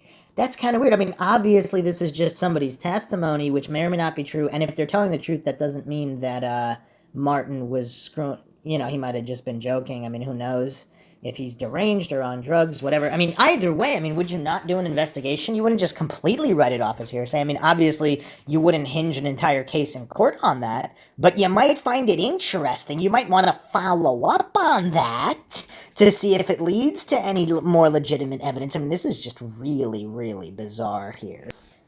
Really, really bizarre. The Keddie Murders Revisited. The most widely accepted theory involves a love triangle between Martin, Marilyn, and Sue. It was believed that Martin and Sue were having an affair and that Sue was supposedly counseling Marilyn to leave her husband, who she had said was abusive to her. When Martin discovered this, he enlisted Beau, his friend, and known mob enforcer who had lived with the Smarts a mere 10 days before the Keddie murders, to take Sue out of the picture. So he had just moved in 10 days, or he moved out 10 days prior, who had lived with the Smarts a mere 10 days before. I mean, I don't know what that phrasing means, but regardless, I mean, he's living next door at some point close to that point. This would account for Marilyn leaving her husband the day of the murder discovery. It would also explain why the Smartt boy and the other Sharp boys in the adjoining room were spared. Additionally, it gives context to Martin's handwritten note that Marilyn gave to the Plumas Sheriff's Department. Some investigators who picked up the case when it reopened in 2013 tie the slayings to an even larger plot. To Gamberg, it is clear that the DOJ and the Thomas-run Sheriff's Department covered it up, is the way it sounds. He alleges that Beau and Martin fit into a larger drug smuggling scheme that involved the federal government. Martin was a known drug dealer, and Bo was connected to Chicago crime syndicates with financial interests in drug distribution. This might explain why the Sacramento DOJ sent 2 allegedly corrupt organized crime special agents instead of agents from the homicide department. It also provides an explanation as to why the 2 lead suspects were seemingly given a free pass and told to leave town by Sheriff Thomas. Furthermore, it suggests an answer as to why this case was handled so sloppily, remains unsolved, and is seemingly not a priority to the Sacramento DOJ. What is known is that this 37-year-old crime is far from a cold case, as new evidence sheds light on what may have occurred at Cabin 28 in Keddie, California. Although both Martin Smartt and Bo Deeb are now deceased, new DNA evidence has pointed investigators to other suspects who may have had a hand in these murders and who are still alive. It is my belief that there were more than 2 people who were involved in the totality of the crime, the disposal of the evidence, and the abduction of the little girl, Hagwood said. We're convinced that there are a handful of people that fit those roles who are still alive. And here's the thing, is the reason why he's convinced because of people giving him tip-offs about the knife found at the general store, the hammer in the pond. I mean, who knows what else he was told by certain individuals that could have only known this information if they were somehow involved with the individuals responsible or among the individuals responsible. All right, so let's move on here to probably the best available evidence. This is a video clip from ABC 10 News. Murder in Cabin 28. Why detectives say they're closer than ever to solving the Keddie Murders case. Unsolved California. So let's listen to this clip here with the investigators. We are continuing our investigation into the Keddie murders in rural Plumas County. It happened 40 years ago this month. I sat down with the 2 main detectives on this case who say they are close to solving this once and for all. Triple slaying in Keddie. There's only one road into Keddie and one road out. A mother, son, and son's best friend found bludgeoned with a hammer, stabbed. A young girl kidnapped. Her remains later found. All this happened while 3 children were unharmed in a spare bedroom. Horror happened in Cabin 28. This thing was planned to a certain degree. And 40 years later, it's unsolved. But one that could have been cracked. It was a solvable case. Detective Mike Gamberg and former Plumas County Sheriff Greg Hagwood say crucial mistakes were made 40 years ago by investigators and the Department of Justice. I found too many things to be amiss. Evidence wasn't logged, the crime scene was tampered with, and follow-ups never happened. It's like a shotgun going off, and each one of those pellets was a lead. Detective Gamberg helped reopen the case in 2013. This case is personal to him. He knew each victim, Glenna Sharp, John Sharp, Tina Sharp, and Dana Wingate. He was a martial arts instructor and taught the boys from time to time. The day before the homicide, Dana was at my house. And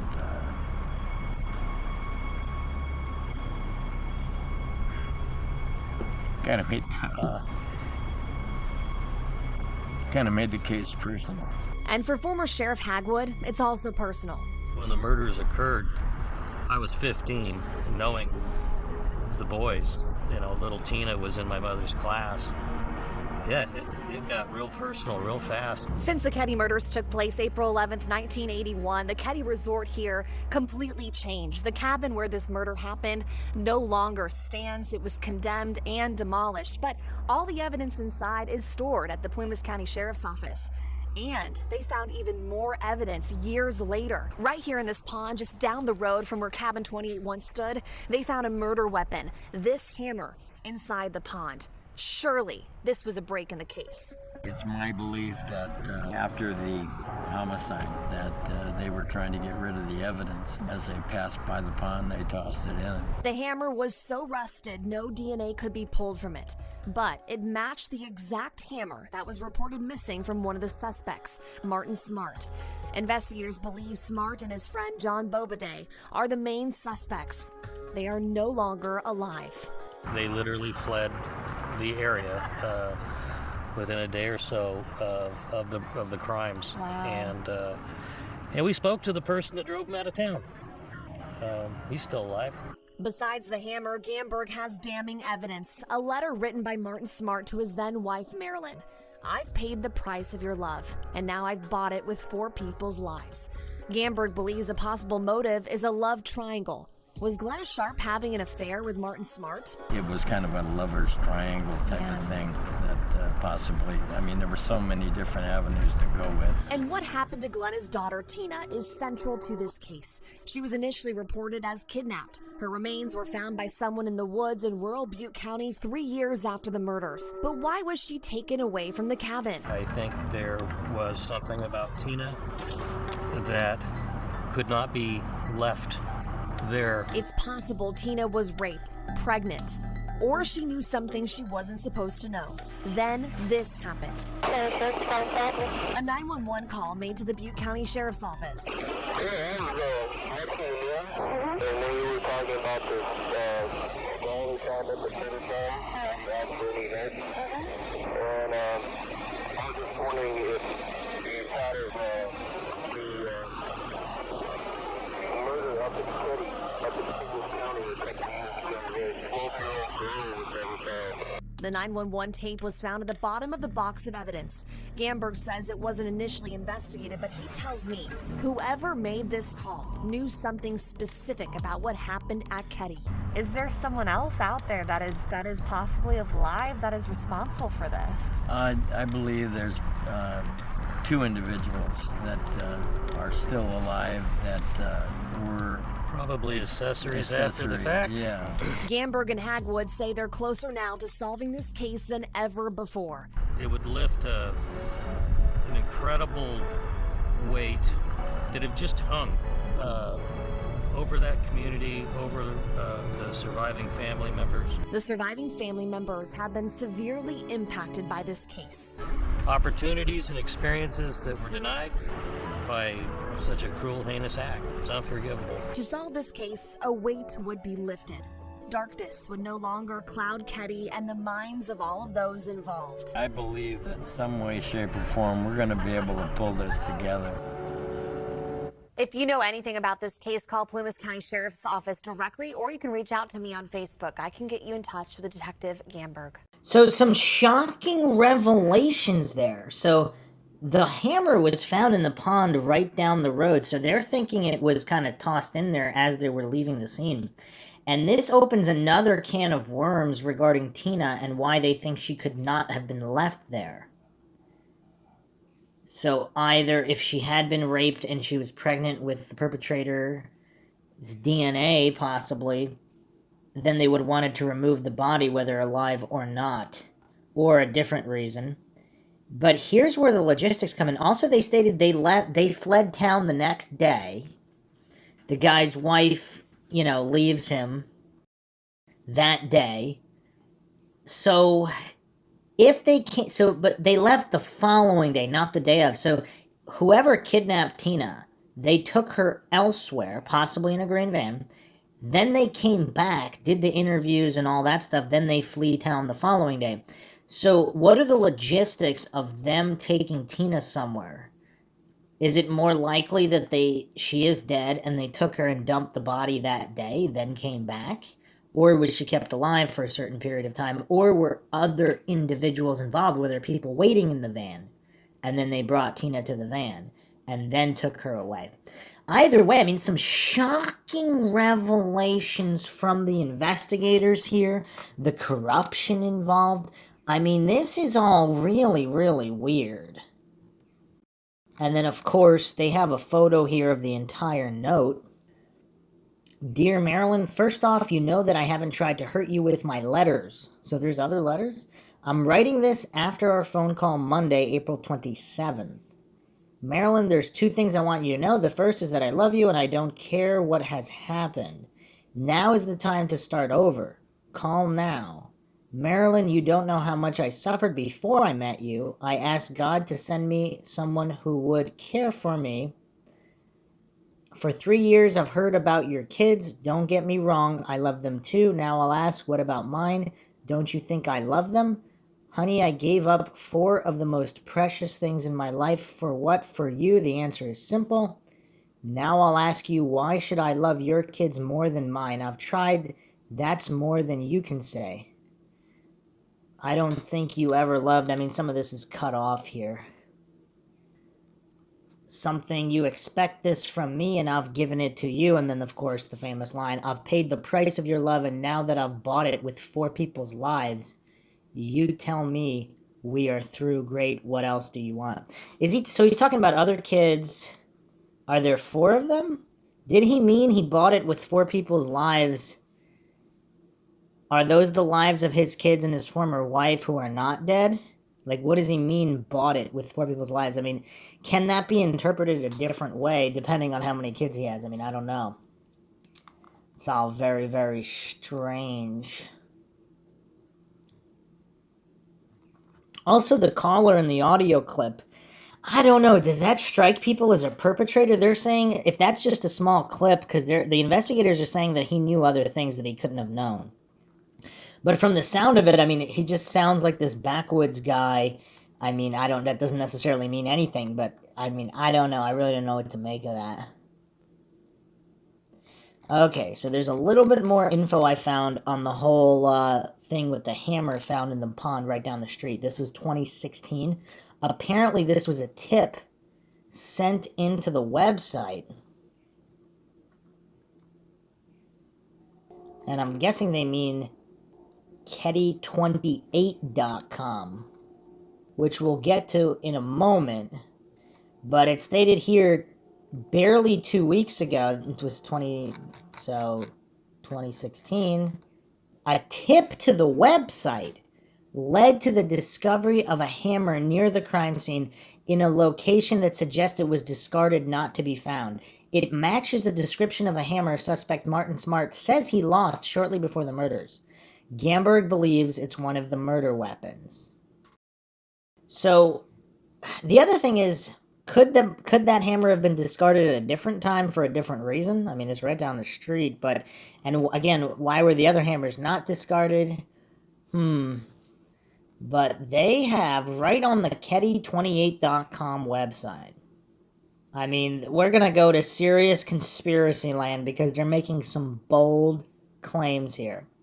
They list here, all are directly involved in the murders, naming Nina Meeks, Sheila, Richard Wade Loon, Martin Sharp, Bo Bede, D. Lake, and some guy named Tony G. And also, I guess they have a serious question here. Why did Sheila Sharp help in the slaughter of her family? Why did Sheila Sharp send Tina home from number 27 to be murdered? Because she was at the neighbor's cabin and then she went home. There are some crazy questions here. Alright, so we're going down deep into Mindshock territory. The Keddie28.com theory here. I mean, this is getting really, really crazy. So let's read what they have on this here. The morning of April 12th, 1981, Glenna Sue Sharp and her kids, Tina and John's friend Dana Wingate, were brutally murdered inside house number 28 in Keddie, California. Dozens peripherally involved in the case had motive, if not opportunity. Yet law enforcement immediately zeroed in on their prime suspects, then seemingly inexplicably ignored them. Yes, this case was intentionally made to grow cold. Why was Marty Smartt, the main suspect, the drug-running local sheriff's close friend? Why did an enforcer from the mob, Bo Bede, move in with Smartt just prior to the murders? Why were corrupt DOJ BOCC agents immediately assigned to this rural case? Why did both the DOJ and Sheriff Doug Thomas skate these key suspects while law enforcement noted they were lying and Marty failed his polygraph test? So this is stating that he failed the test, and apparently the sheriff told everybody he passed it. Why was Marty's then-wife, Marilyn Musgrove, a key conspirator and fellow murderer, not arrested? Why did law enforcement agencies conspire to cover up this case? What were the killers involved in that caused law enforcement to protect them and play CYA? The following participated in the planning and or execution of these murders: Sheila Sharp, Glenna Meeks, Marilyn and Marty Smartt, Bo Bede, DJ Lake, Wade and Richard Meeks. He also lists names here. I don't know if they've been publicly named, so I'm just going to go with their first names and their initials. So John Blaine G, and then Tony G, a different G last name. More to follow. So the case synopsis listed here on the site. Part 1 background. In November 1980, Glenna Sue Sharp, known as Sue, moved her family from a tiny cramped trailer in Quincy, California, to the comparably large 3-bedroom near derelict wood frame house number 28 in nearby Keddie. A Navy wife who'd been stationed around the country, she and her 5 kids had left their Connecticut home when Sue separated from her abusive husband, James Sharp, in 1979. They moved across the U.S., visiting family and old neighbors before settling in Quincy that July, where they rented the trailer her brother had just vacated. Despite Keddie being a run-down, low-rent railroad town long in decline, the kids had more room in the old house, and their yard was the forest, a nearby stream, and Western Pacific Railroad tracks. Johnny, the oldest at 15, took an unfinished room downstairs off the small utility area in the partial basement. With no internal stairwell or bathroom, he used the back stairs or front door to access the main cabin, but was otherwise quite happy with his relative independence. The younger boys, Rick 10 and Greg 5, shared a bedroom at the front of the cabin, adjacent to the living room, while Sue and her youngest daughter, Tina, shared the rear bedroom opposite the kitchen. In mid-February, the eldest daughter, Sheila, 14, joined the family after giving birth to a baby in Oregon, which was swiftly put up for adoption by Sue. At that time, Sue slept in the twin bed while the girls shared the queen, or sometimes Sue slept on the pull-out couch in the living room by the TV. Times were hard in Plumas, and they always have been, and Sue had to make ends meet with the $250 she received from the Navy, which just covered her rent, food stamps and other social welfare, and the stipend she received for being enrolled in CETA, a federal education program of the era. Sue had been described as a quiet, reserved woman who primarily kept to herself. An FBI document dated a month after the murders depicted her much as her neighbors had. She was not a fancy dresser and was best described by casual associates and neighbors as a loner. Sharp had one close girlfriend, a neighbor woman with the last name of Meeks. Sharp's only known source of income came from her position as a CETA worker, wherein she was paid to attend school, the Feather River Community College, where she was to learn a business trade. She was described as being a good student who studied hard and obtained good grades, but who was also a loner and who did not participate in social gatherings such as coffee breaks. She had no other known source of income other than a $250 a month allotment check from the U.S. Navy via her husband. Prior to her death, Sharp had no local criminal record, nor was she known to local authorities. Sue still managed to date with some frequency, and while her romantic ambitions remain unclear, several of her boyfriends simply seemed at odds with her background and temperament. Plumas is a county of disparate social and economic classes, a place where the American dream went to die decades ago. Opportunities to better oneself, much less climb the ladder, are slim to none. Given the pool of eligibles, Sue was not exactly fending off prosperous beaus who appealed to her sensibilities. Religion and drinking have been cited as reasons she broke off relationships, and while Sue was no teetotaler? I don't even know what that is. She apparently didn't fancy too much of either. A teetotaler is someone who never drinks alcohol.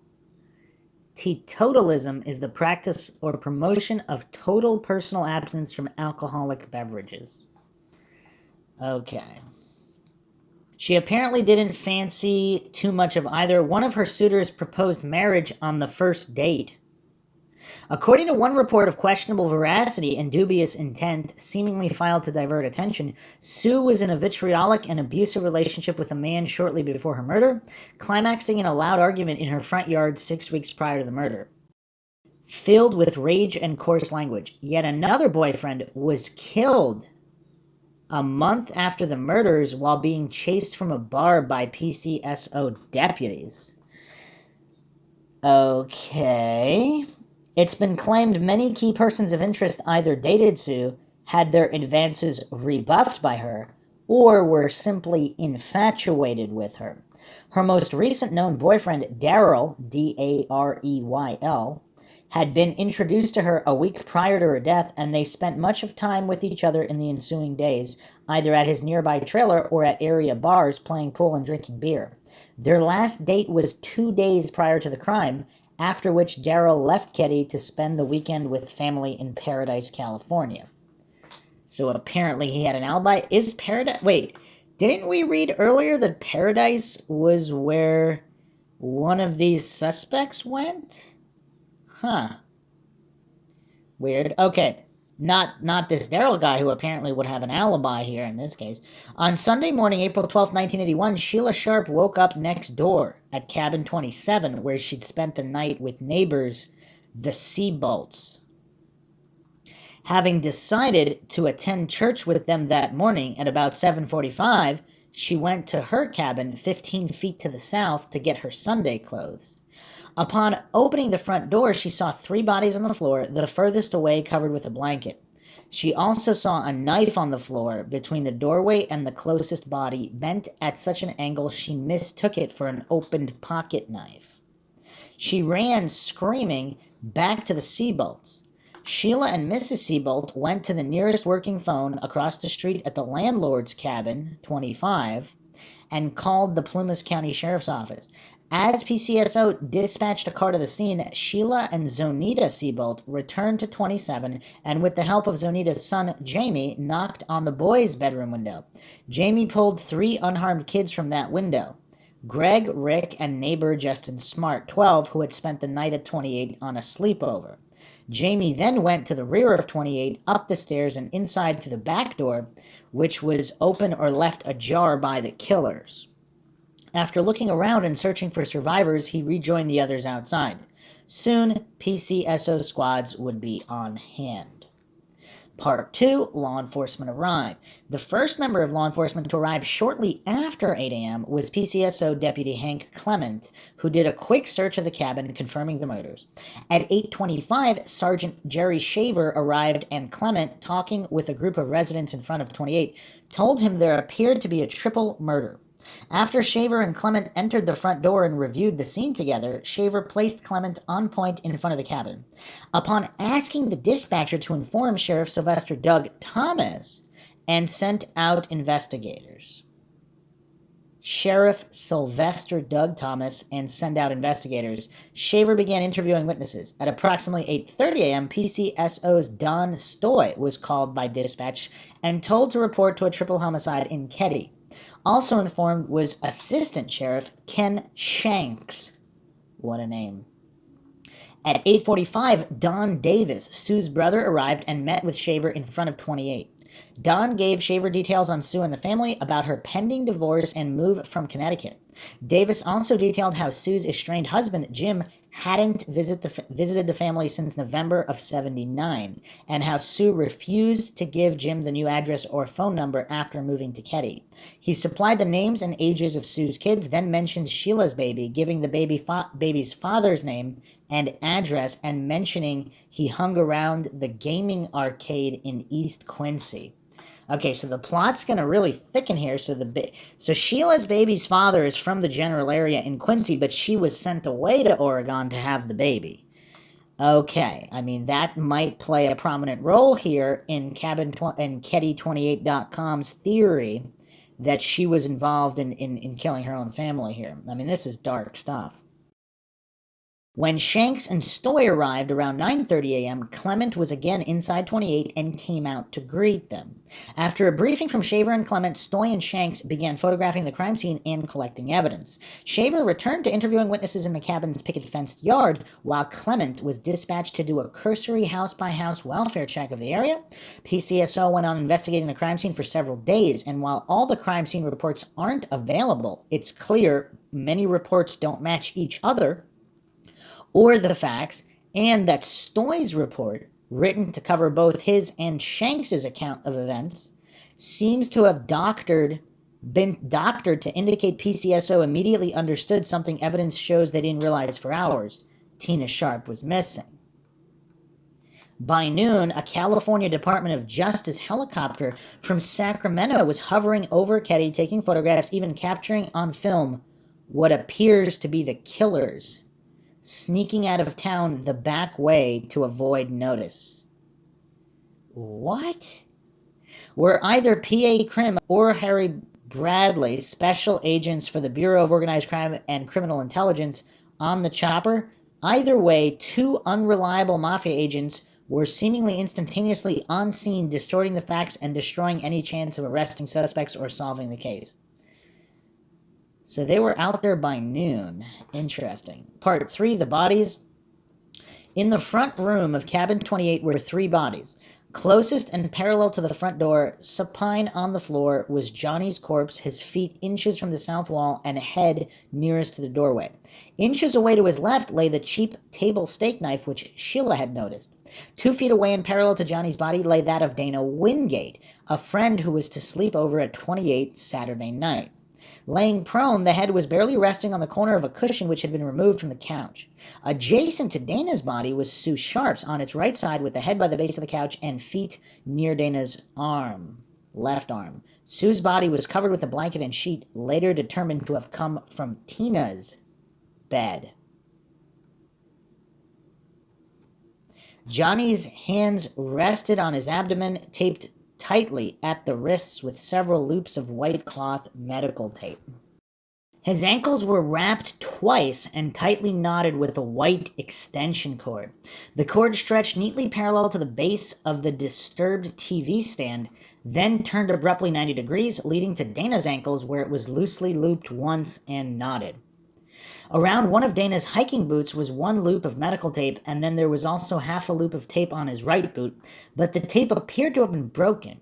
Likewise, the tape around his wrists was broken, with the broken bands of tape connected only to his right wrist.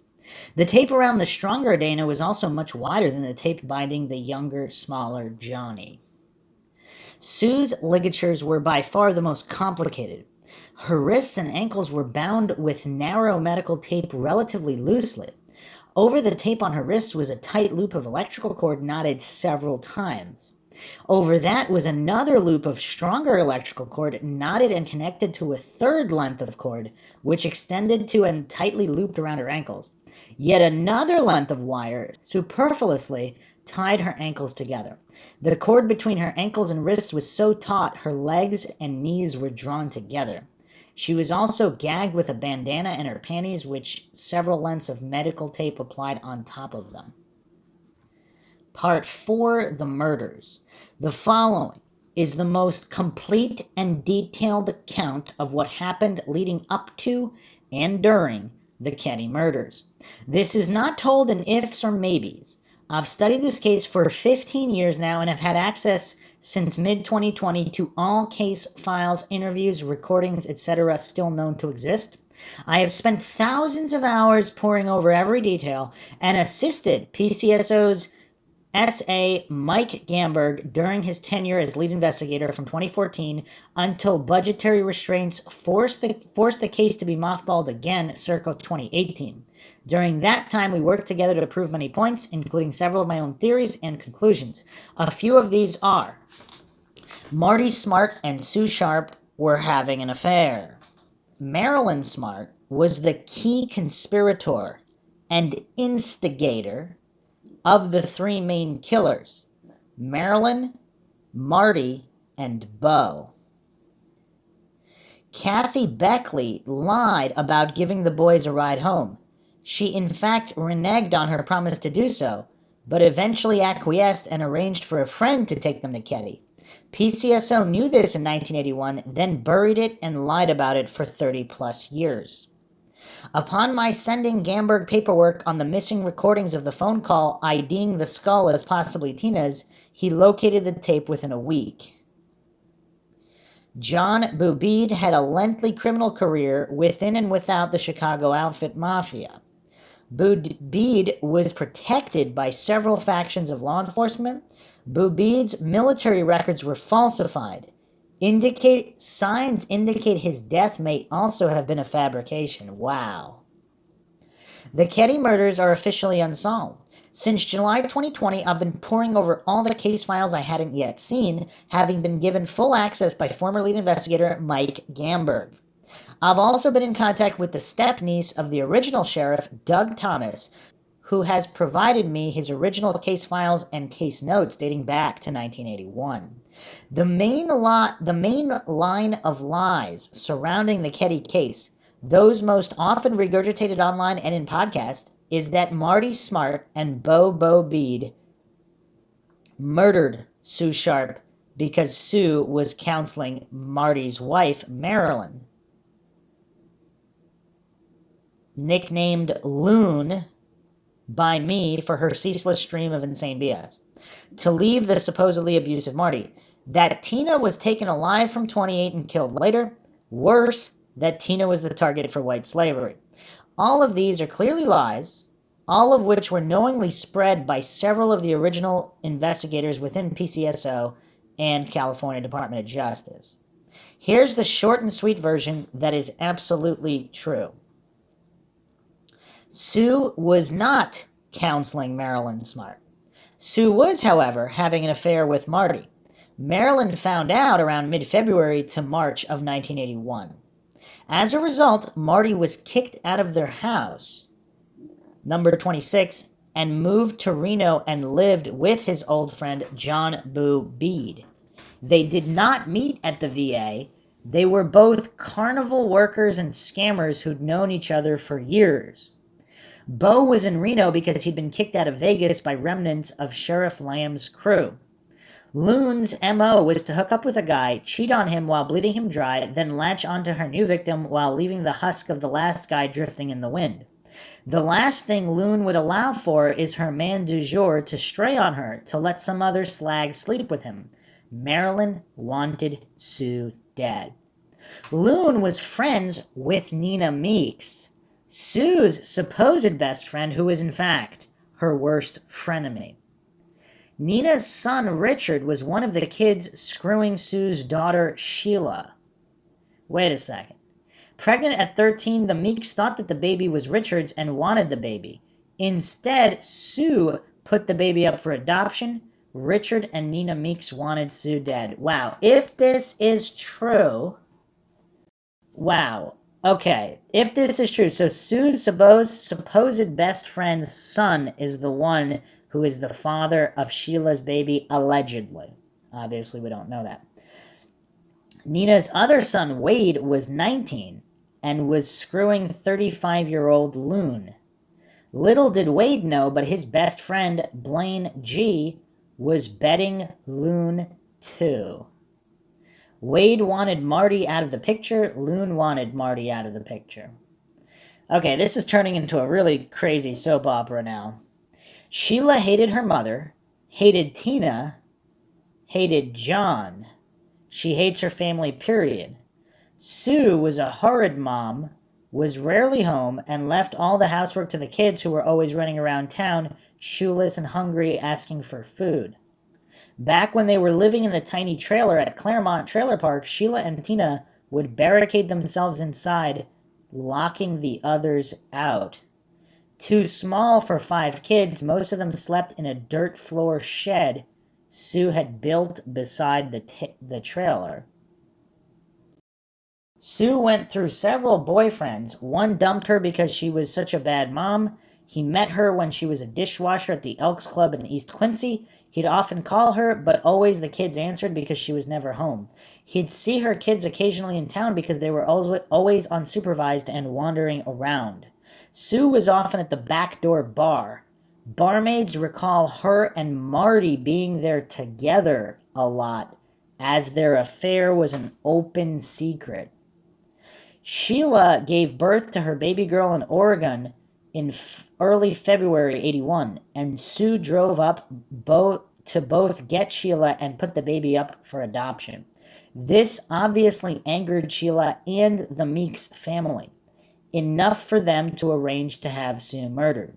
Sheila told the Meeks the baby was Richard's, but Dana also clearly feared the baby was his. What? Okay, I mean, how many love triangles are there here? I mean, these are just endless triangles if any of this stuff is true. I mean, the FBI statistics, again, it's hard to ignore them. Again, women who are met with foul play usually do so at the hands of someone known to them.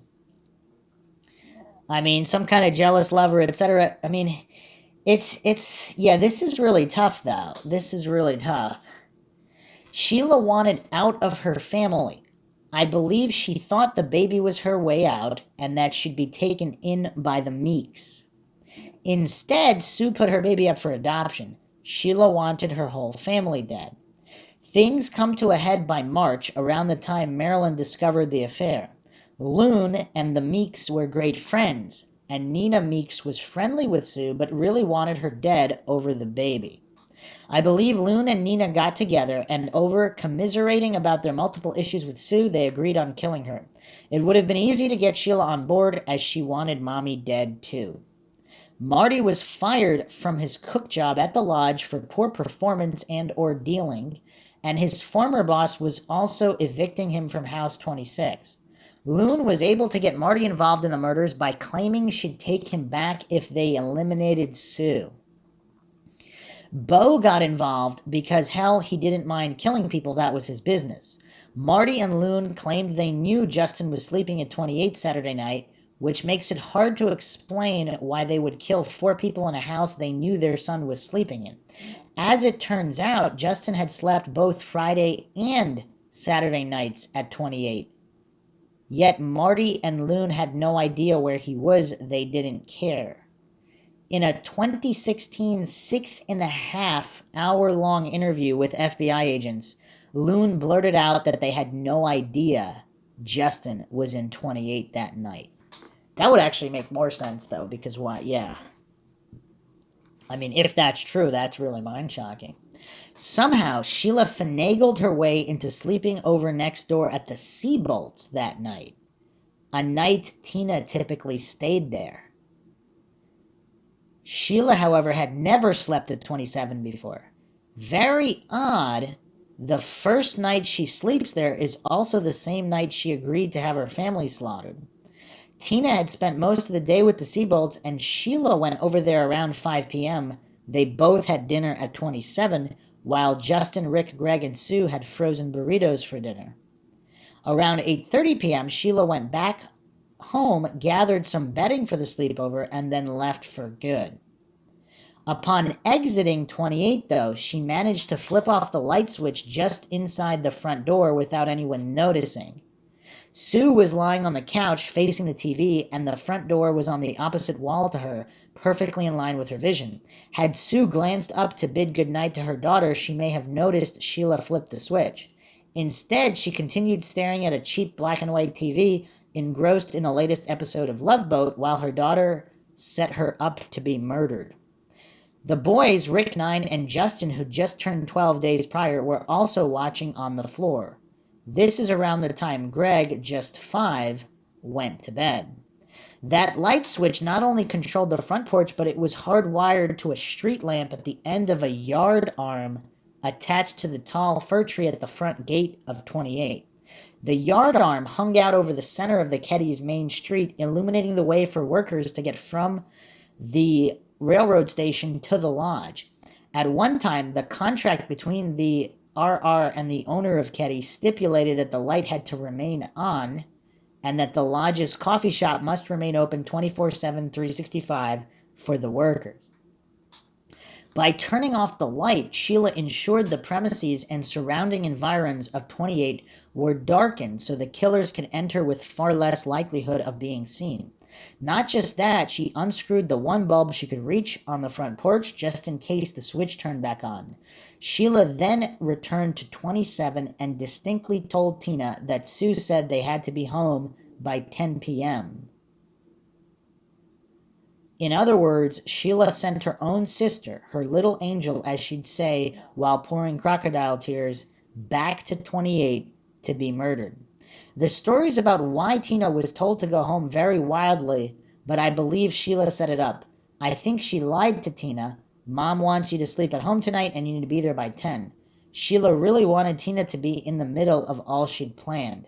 It's up to speculation as to whether or not Sheila was supposed to be at 28 that night to assist, but it is perfectly within her sociopathic realm of behavior to chicken out. Bottom line, the killers were surprised to find Tina there instead of their co-conspirator, Sheila. Meanwhile, John and Dana were still trying to get home from an afternoon in Quincy. They'd hitched from Keddie into Q Saturday afternoon, heading to Dana's foster home. After asking for permission to sleep at 28 that night, they headed back towards Quincy shortly after 6 p.m. They'd arranged for a ride to 28 from Kathy Backley, the 27-year-old that 17-year-old Dana had been betting. Wow, is this a soap opera or what? Just another point to interject here. Is that a reason they might have taken Tina from the house if they just got confused and they didn't know if they were supposed to kill her because it's supposed to be Sheila? Would that be a reason? I don't know. Kathy lived in an apartment across from the Exxon behind the Chevron.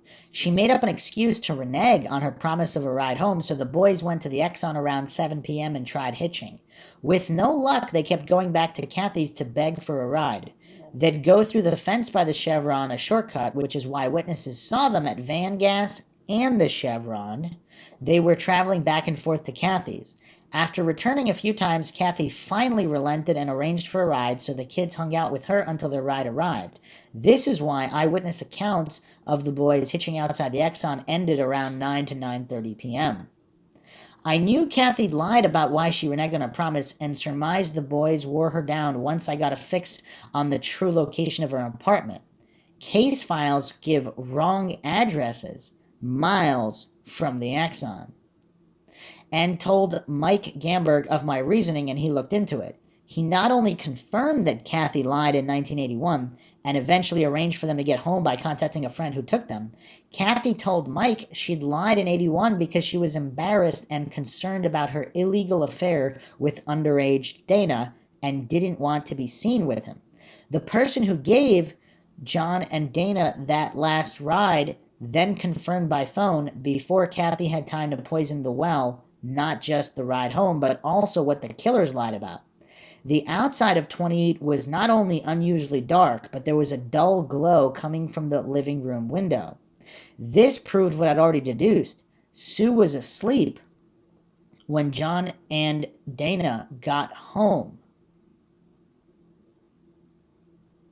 but had left the bathroom light on, which acted as both a nightlight and a navigation light. This person dropped them off around 11 to 11:30 and got the hell out of Dodge because something about being there was creepy that night. This person also told PCSO all of this in 81, and PCSO buried it, so law enforcement continued to lie about how and when the boys got home, publicly stating that the crimes appeared to be a crime of opportunity, completely unplanned. Law enforcement for 30-plus years also claimed the boys probably either got a ride from their killers or walked in on the crimes as they were occurring. This they also knew to be complete pig dung. So many buried and falsified documents prove just the opposite. Hell, one look at the crime scene photos tells anyone with a brain this was planned. Poorly planned by idiots and a-holes, yes, but clearly planned just the same. This person, a bartender in nearby Greenville, also confirmed to Gamberg that Marty and Sue were having an affair. Marty and Sue would go there quite often, and Marty was skeezy in general, but especially so because he was jealous over Sue. Okay, hold on, let me recap here.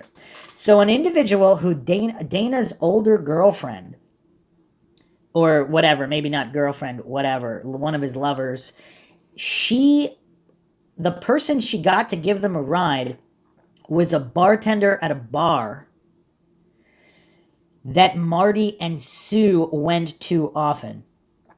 They went there often. So somehow she knows this bartender. Hold on, I gotta look up these populations. Okay, so I couldn't really find a population for Keddie in the 1980s, but in 2012, so in 2011, the population, according to worldpopulationreview.com, was 153. In 2012, it was 163. In 2013, it dropped to 73, back up to 89 in 2014, dropped to 41 in 2018, and is currently about 76. So basically, nobody lives there.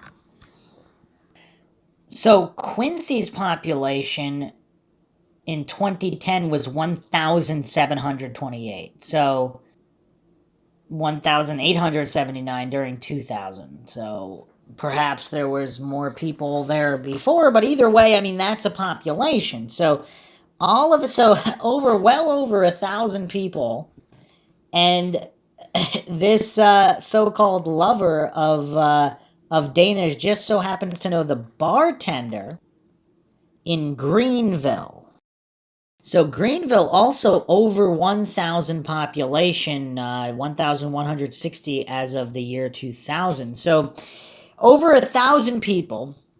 I mean, I don't know. If the town wasn't as dead back in the 80s, is it possible there were a lot more people there? But either way, well over 1,000 people in Greenville, well over 1,000 people in Quincy, almost nobody in Keddie. But either way, Dana just so happens to have a lover who knows the bartender in a neighboring town, who just so happens to be the bartender who just so happened to witness in his bar the mother of John, Dana's friend here, and their neighbor, Marty Smartt. Okay, does anybody else find that strange statistically? I mean, this is weird. I mean, I don't know what to make of this. It's really weird. Okay, so continuing on here, Marty and Sue would go there often, and Marty was skeezy in general, but especially so because he was so jealous over Sue.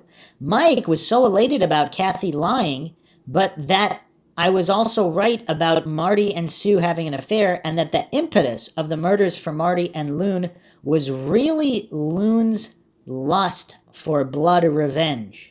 That he immediately called me. It was a good day in the investigation for both of us, but I wanted further confirmation about Sue and Marty having an affair, which I've had time and time again. In all of PCSO's, DOJ's, and FBI's lies and cover-up, they never bothered to find out the movements of their prime suspects. Their only suspects, Martin Ray Smartt, Severin John Bo Bede, and Marilyn Faye Smartt. They never even claimed Loon, who was the main conspirator and killer inside 28, of being a suspect. Loon was the Charlie Manson of the 26 crowd, if you will. All we know about their movements on Saturday, other than dealer Marty being seen at a gaming arcade in EQ across from the Meeks house, is law enforcement and witnesses did place them at the bar, as visible as humanly possible, establishing their alibi. This, of course, law enforcement obfuscated and lied about as well. There were more false reports filed in this case than the number of shingles on 28's roof. Overdressed in three-piece polyester disco suits, Bo and Marty went the extra mile by wearing mirrored sunglasses at night inside a bar. I guess they're Corey Hart fans. All of this a full 3 years before Corey Hart made it into one of the stupidest hit songs of all time. Oh, wow. I totally threw that out without seeing that this guy referenced Corey Hart also. So he fact checked me. So they couldn't have been Corey Hart fans because this was 3 years before his I Wear My Sunglasses at Night song. Wow. Okay then. Loon wore a floor-length off-white gown. The garishly overdressed trio of murderers spent the entire night at a table right next to the dance floor near the DJ from the local radio station hired that night to play records. Normally, the bar owner, Jack Brown, hired a band to play live on weekends, but not April 11th. Loon was on the dance floor most of the night, dancing with the soon-to-be ex-husband she despised. Sometimes Bo gave her a spin, but it was mostly Marty and Loon cutting a rug. Around 2010 to 2011, when first seriously looking into the case, I determined that Marty, Bo, and Loon created a joint alibi filled with the stupidest lies even an armchair detective like me could easily debunk from 1,000 miles away. It's so insanely insane, I coined it the Lunaby. And not just because the Lunaby also proves Marilyn was not only a key participant, but the instigator. Lunaby. The lies concocted by Marty, note by Marde, M-A-R-D-E, how Marty signed his name, fitting the French slang for expletive, synonym for manure. Bo, Marilyn, and a couple others, D. Lake, Mike Davis, Tony G., as a joint alibi for the night of the murders, called Lunaby because at the time I thought the murders were mainly Loon's idea. Okay, I don't know how I missed this, but apparently even Ranker.com listed D. Lake, who lived at the address that made the phone call to police about Tina's skull fragment. Lake was also a former vet like Smartt and reportedly drove his buddy to Reno following Smart's split with Marilyn. So this guy D. Lake, the call that tipped that the remains could have been Tina's was from D. Lake's residence, and he just so happened to be a veteran who drove Smartt to Reno right after the murders. What this is really weird. This is really weird. So the Mike Davis character, apparently this is the guy with Tony G. And just looking this stuff up, there were newspaper articles about these guys with their photos, so I guess they already have been publicly discussed. So Davis lived next door to the Sharp family. He moved out 2 weeks before the homicide. How coincidental. He said he did not know the Sharp family, but he saw the Sharp kids around but didn't associate with them. Curious. So going back to the breakdown here, I thought the murders were mainly Loon's idea at the time. The Tunaby, the lies concocted by Marilyn, some Meeks, Sheila Sharp, and a few others. Tuna because expletive was a major factor. Richard Meeks and Dana were two of the guys screwing Sheila, and both thought the baby was theirs. Dale and Blaine were screwing Loon, and Dale wanted her as his out in the open instead of illicitly. Marilyn was doing everyone just to get what she wanted, a free pass through life. The Tunaby, with some blatant changes from the Lunaby, was meant to shift blame from the masterminds to the killer they all wanted under the bus, Marde.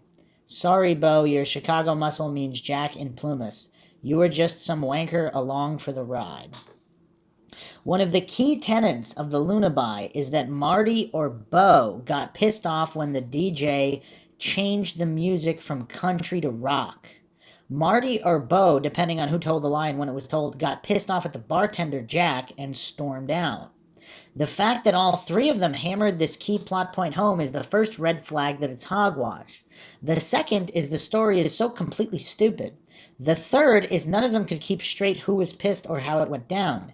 Gamberg first contacted me in October of 2014, 8 years after I started working the case as a hobby, and over 4 years since I began seriously investigating it and making major progress. We didn't start sincerely collaborating for many months, as I knew Mike was PCSO long before the murders, so I was suspicious that he was crooked like so many others in 81. I told Mike very early on, though, that the lullaby is the easiest way to identify the killers. Anyone who parroted the lullaby was involved in the murders or cleanup, and that the changing of the music at the bar both never happened and was aggressively not asked about by corrupt pigs. For whatever stupid reason, the killers felt they had to have an excuse for going from twirling on the dance floor all night to suddenly leaving the bar. However, there was no gain in this lie, because anyone with a brain would have asked Jack the owner if the music changed, or ask Jan or Doug Albin, who were sitting at the bar, or ask Eric the DJ. Instead, the one lie forced the corrupt cops to lie about so many obvious points of what a valid investigation would remotely resemble. Conspicuously not asking pertinent no-brainer basic Detective 101 expletive is stamped all over this law enforcement cover-up conspiracy. Of course, none of these people were asked in 81. In fact, last summer, 2000, Jack Brown commented that I'd asked him more questions about the case in a few minutes than law enforcement did in all of his encounters with them. In fact, law enforcement didn't first speak with Jack until a full week had passed, almost a full week after Marty, Bo, and Loon had made such a stink about it to corrupt DOJ and corrupt PCSO. At about 1:10, the killers left the bar without any change in music as an excuse. They didn't make any major scene, no big stink, no argument, they just left. They returned home to 26, changed into denim work clothes, grabbed or gathered their kill kit, and descended upon the already darkened 28 with murder in mind. Their kill kit consisted of at least 3 rolls of white medical tape, 2 different lengths, 1/2 inch and 3/4 inch, several knives, Marty's expensive blue-handled hammer, and their Daisy 880 BB pellet rifle. It's duly noted in several documents that 28 had no such tape, no such rifle. Sheila and Rick were both asked. Also, Richard Meeks claimed to Sheila that Justin, at the Sharps group's funeral, said they had all kinds of medical tape and knives at 26. This is on file, yet no file exists of law enforcement asking the killers if they had access to anything used in the murders, much less the tape and knives. They apparently never even asked Richard or Justin about the claim of tape and knives at 26. I've read thousands of documents, and nearly every basic question that should have been asked, almost every line of inquiry one would logically take, wasn't. If they got a response they didn't like, they either buried their documentation or altered witness statements. So many documents were so blatantly falsified, the sheer audacity and sloth of their intentional miscarriage of justice would be utterly laughable were it not so ugly. We're talking about cops who rarely, if ever, typed anything. Yet so many documents are typed filled with obvious lies by law enforcement and unsigned that almost anything typed is immediately a suspect document. Descending on 28, Marty, Marilyn, and Bo entered through the unlocked front door. Since John's room was in the unconnected basement, and because burglary fears largely don't exist then in Keddie, the doors were left unlocked, even when nobody was home. As Sue had left the bathroom light on, they went straight to the far rear bedroom where Sue, Sheila, and Tina slept. This is a house Marty was very familiar with, as his great pal, Sheriff Doug Thomas, lived there just prior to the Sharps and had even let Marty live with him briefly. Whoa. So, hold on a second. Martin Smartt, not only is buddy with the sheriff who happened to live in cabin 28, where all these murders took place, but Marty lived with him in that very cabin for a period of time. If that's true, I mean, this just gets more and more mind-shocking. I mean, the coincidence stack is just... it's getting high. It's getting really high.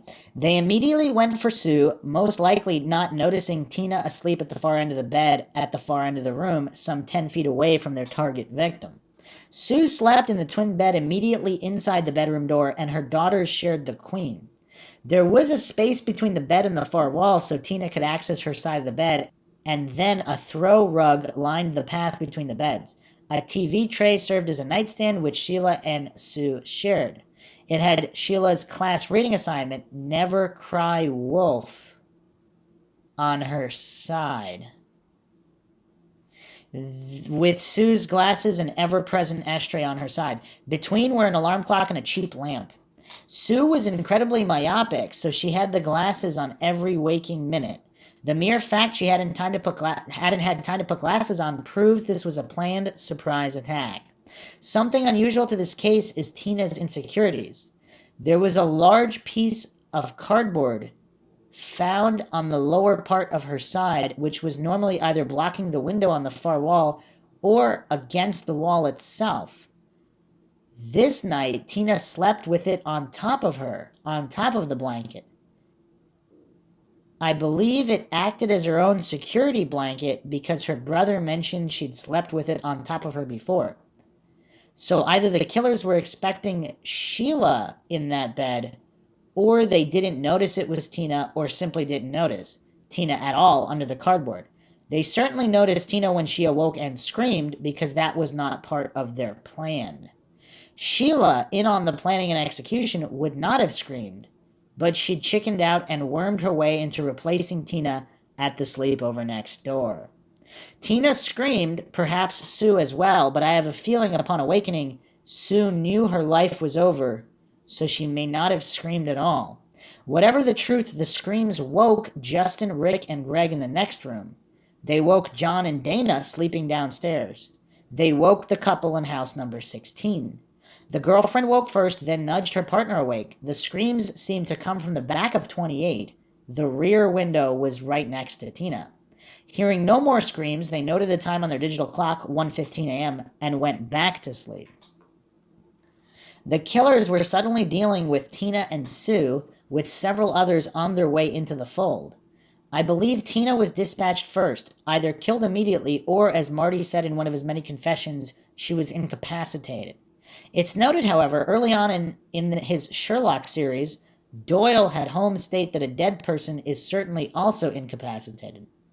Not enough of her remains were found in law enforcement's half-assed recovery operation from 1984 for any cause of death, but she may have been knocked unconscious, throat slit, or even stabbed to death. Or, like Dana later, choked to death. However it was done, Tina was no longer screaming and certainly no threat. Nor were the boys in the next room with 3 armed adults they recognized and knew towering over them, threatening them into silence. However, John and Dana were bounding to the rescue, up the back steps and in through the kitchen. Again, 3 armed adults against 1 scrawny 15-year-old and a 17-year-old, it was no contest. And I mean no contest, no struggle, no fight. All 3 allowed themselves to be bound around the wrists with the medical tape, and there was no blood below any of the tape on the wrists. It's interesting to note only Dana, by far the strongest, was bound with the wider tape. This may have just been chance, but also points to more than one person taping the victims. Once bound, they'd essentially given their lives away. From then on, it was a torture and kill fest. The kill zone is something I figured out very early on from what few crime scene photos I was privy to. The main area of blood in the cabin was on the floor under and around the cushion found under Dana's head, and on the cushion itself. Both sides of the cushion were soaked through to the foam interior with multiple layers of blood from multiple victims. Therefore, whenever law enforcement from that era state they believed the cushion was used to comfort Dana, that he was given preferential treatment, and may have been involved, that person is either an idiot, a liar, probably both, or like the FBI's John Douglas was lied to. The reason Douglas's analysis and profile of the Keddie case is so off the mark is because he was fed lies. By PCSO, by DOJ certainly, and due my watching the 6-hour-plus interview with Loon by 2 FBI special agents in 2016, I know now the FBI were and remain actively involved in law enforcement's conspiracy to pervert justice. Again, once bound with tape, the systematic attacks began in earnest. Logic states Dana and John were dispatched next as they posed the biggest and only threats. Both were hammered in their heads and once unconscious on the ground were in turn worked over in the kill zone atop the cushion. Why was the cushion used? To comfort the victims? Hell no. To protect the killers. House 81 had cheap, thin, used carpet directly atop the wood floor, no padding. A hammer going into the head resting directly on top of the floor, it would act as a soundboard, notifying the world of what was happening in 28. No insulation under the house also meant the deep crawl space would act like a loudspeaker or echo chamber. The cushion was simply used to muffle the sounds of hammers and knives hitting bone. I mean, this is really dark. Oh, and why was the kill zone where it was? Because the light from the bathroom lit that little patch of the living room floor. That the bathroom light was left on was later verified by the person who gave John and Dana the ride home, who mentioned the dull glow emanating from the front window not only proved everyone was asleep and the bathroom light was left on, it proves this person really brought the boys home. All others are attention whores, liars, and or the killers themselves. While the killers smeared blood on most of the light switches and almost every doorknob, the killers usually only had the light from the bathroom Sue had left on, yet also at some point apparently turned on the closet light in the girls' room. It was left on with the closet door ajar. Huh. Were they just checking for more people? Huh. Why was only Sue gagged? Again, it was an orgy of overkill, but the main reason is while the killers dispatched the collateral damage as quickly as possible, Tina, Dana, and John were incapacitated nearly immediately, they also made sure Sue was a conscious witness to the depravity they unleashed. I mean, this is really dark. Of the four, only Sue was able to scream. The gag began with her panties. A knife nick on her crotch indicates they were cut from her body, then shoved into her mouth. Some reports claim a bra was used, and the ME's autopsy reports are pathetic. Another fail is he simply mentions a woman's undergarment. Other reports claim a cowboy hatband was utilized, but this is patently false. As I posted on my forum years ago and likewise stated to Mike, the only logical answers to why the killers entered 28 with Justin sleeping the night is A, Justin was a plant, or B, they had no idea Justin was there. The answer is also obviously the latter, based on the evidence of how the murders went down and the fact that they forced Justin, and probably Rick, to get dirty. Many of the post-mortem wounds were clearly done by kids. Also, in the 6-hour interview with the FBI in 2016, a flustered Marilyn even blurted out they had no idea Justin was there that night. I mean, I don't know. This is the darkest, this might be the darkest theory in true crime I have ever read.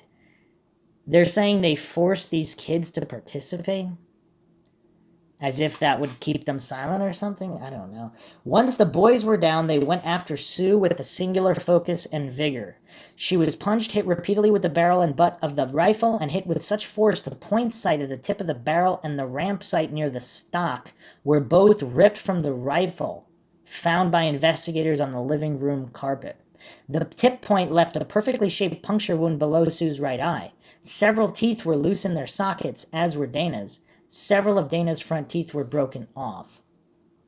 I used to believe Sue may have been held up against the wall by the front door light switch and threatened with a knife, resulting in several cuts to her left ear, nearly severing it. Sue also had defensive wounds to the top of her left hand, somewhat consistent with someone trying to fend off the knife, but it's inconclusive. I now believe all of this happened while she was on the floor, over near her place, during and after the murders, at the foot of the couch, always propped up for a perfect view of what was happening in the kill zone. The stab wounds to her ear also cut off several chunks of hair, and all of them I've located appeared between the foot of the couch and the kill zone, indicated she was likely on the floor at the time her ear was repeatedly sliced and nearly severed. In the 10 to 15 minutes that elapsed since the killers first entered 28, I believe both Tina and Dana, certainly Dana, were dead, and Johnny was knocked unconscious, slowly dying by hammer wounds, which left his swelling brain oozing through his skull. By 1:30, Bo and Marty realized they needed to bust ass back to the bar to reestablish their alibi, leaving Loon behind at 28 to guard Sue and the younger boys. Marty and Bo went back to 26, cleaned what blood off that they could see, switched back into the disco duds so quickly they didn't put their vests on, as Bo needlessly pointed out in his sole interview, and made a phone call. This phone call is another point of the alibi they stressed so loudly that it both must be a lie and true. They did not get a call from, nor did they call Jack Brown at the bar, as they have variously claimed. There was no kiss and make up with Jack because the music never changed. Jack told me A, he didn't give an expletive about Marty, B, he had no clue what Marty's phone number was, C, had Marty or anyone else complained about the music, Jack would have kicked their ass out of his bar.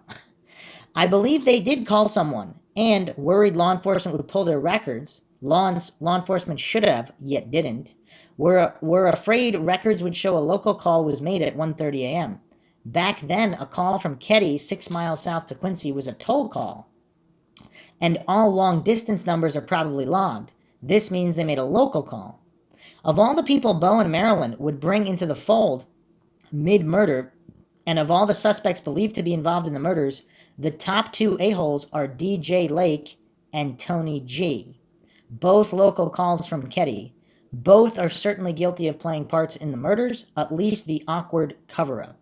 Dee's car was noted as being parked at 26 Sunday morning, but we don't yet know when he arrived. I believe Dee was called by Marty telling him expletive was out of control at 28 and to get his ass over there. Back at the bar, witnesses noticed Bo seemed distant and agitated when they returned. Bo Bede, of course, had mafia ties and despite being of French descent, tried to pass himself off as Italian. Marty tried to act normal but appeared nervous. Referring to Bo, he was heard to say, "There's nothing worse than a mad dago." While Marty and Bo were back at the bar, imagine the kind of abuse her main enemy and the instigator of the murders volleyed upon Sue. After a couple more drinks, the bar closed and they went back to 26, switched back into their murder garb, then stealthily made it back to 28. They assessed the damage done and decided on the next steps. By this point, Dana was already dead and laying on his back, blood settling on his posterior as livor mortis set in. Tina was also either already dead or they finished her off. John was still alive, hopefully still unconscious for what he was to come. But Sue was wide awake, propped up against the couch, overlooking the dead, awaiting her next turn of abuse. Whether or not the plan had been to kill everyone in the cabin, the fact that they'd killed Tina and Dana and mortally wounded John means they would likely have polished off the other two boys, Greg and Rick, had Justin's presence not surprised them. Were John and Dana not supposed to be at 28 that night as well? Because if they had left before and they couldn't get a ride back, was it kind of assumed or reported on by certain neighbors, whoever were guilty, if they were guilty, that they weren't there at the time? So the plan, wow, that is curious. Because that's a big mess that maybe, that would explain a couple things. The crime scene indicates the killers were surprised by John and Dana coming to the rescue. If they expected John and or Dana to be home, why did they not first sneak into John's downstairs room and take him or them out of the picture? No, Marty and Bo were most certainly under the impression their sole target was Sue. I believe they thought they could get in, do whatever damage was necessary, and get the hell out, with Sue being the sole victim. Evidence indicates those in 26 did not know Justin was at 28, that Sheila sent Tina home to 28 while hiding at the Seabolts, and that nobody involved in the murder conspiracy, Sheila, 26, the Meeks, knew Dana had any intention of staying at 28 that night. In fact, John often spent Friday and Saturday nights in Quincy rather than at home. So that is at least 3 and possibly 4 people the killers did not expect to be at 28, and all of the 4, except the killer's child, Justin, paid with their lives. See, in any kind of true crime case, I always look at what's out of the ordinary, because there's a lot of things out of the ordinary here. Like Sheila, who never stays over at the Seabolts, and Tina, who usually does. Now they swap places randomly, never before done. And then also John's usually not there, so Dana wouldn't be expected there either. Oh man. This is a lot. I mean, this is a lot. Whatever the plan, whatever the intended kill count, they came with enough weapons and rolls of tape to prove they were prepared for killing everyone in the house the moment they walked in. Justin kept ruining everything, yet Loon still made the mistake of sparing her firstborn son's life. I don't understand why, because she loathed him. He'd spent his entire life being ping-ponged between her, his biological dad, and other relatives. About the only thing he was good for was being tormented, an object of the very least, at the very least, her mental abuse. I'm certain Marilyn regretted not killing Justin and others, making it a clean sweep, because his very existence is proof she and Marty actively participated in the murders. Law enforcement also knew that they saw everyone present in 28. Blood on the boys' bedroom door and both inside and outside doorknobs, blood smeared on the interior bedroom wall, blood on the light switch. Greg also revealed multiple times that he was awake, even that he saw everything. Of course, Justin told many versions of his witnessing the murders, yet law enforcement completely buried that and lied about it for 30 plus years. To my knowledge, Rick has never publicly acknowledged witnessing his family being slaughtered, but he certainly did see and hear it. Justin, of course, is notorious for how many times his story changed, but he not only witnessed the murders, but the location where his DNA was found proves he was directly involved in the murders. Years ago, Mike G gave me permission to reveal his DNA was the hit mentioned in news articles. DNA matches that of a living suspect. In fact, when the money ran out and the case was again mothballed, 2018, Mike told me I can tell everything. He doesn't give an expletive what gets out there, which again points to what his wife Linda said about the case when I first met up with the Gambergs in July 2020. This case was intentionally contaminated from day one. They expletived it up so bad, there's no way it can ever be prosecuted. Wait a second. Mike Gamberg, the investigator? That's his... Wait, what? No. Okay, so this is poorly phrased. Mike Gamberg is saying that... Is this Rick's DNA here? This is really poorly phrased. Mike G gave me permission to reveal his DNA was the hit mentioned. So this is Rick's DNA. Or is this Justin's? Justin is notorious for how many times his story changed. Yeah, so this is Justin. Wow, so Justin Smart's DNA is there? So he's 12 at the time? This is crazy. I mean, this is really crazy. Mike told me when he first called Justin in and dropped the bombshell of the DNA hit, placing him as directly involved, he slumped and said, expletive, I was wondering when that was going to come back to bite me in the ass.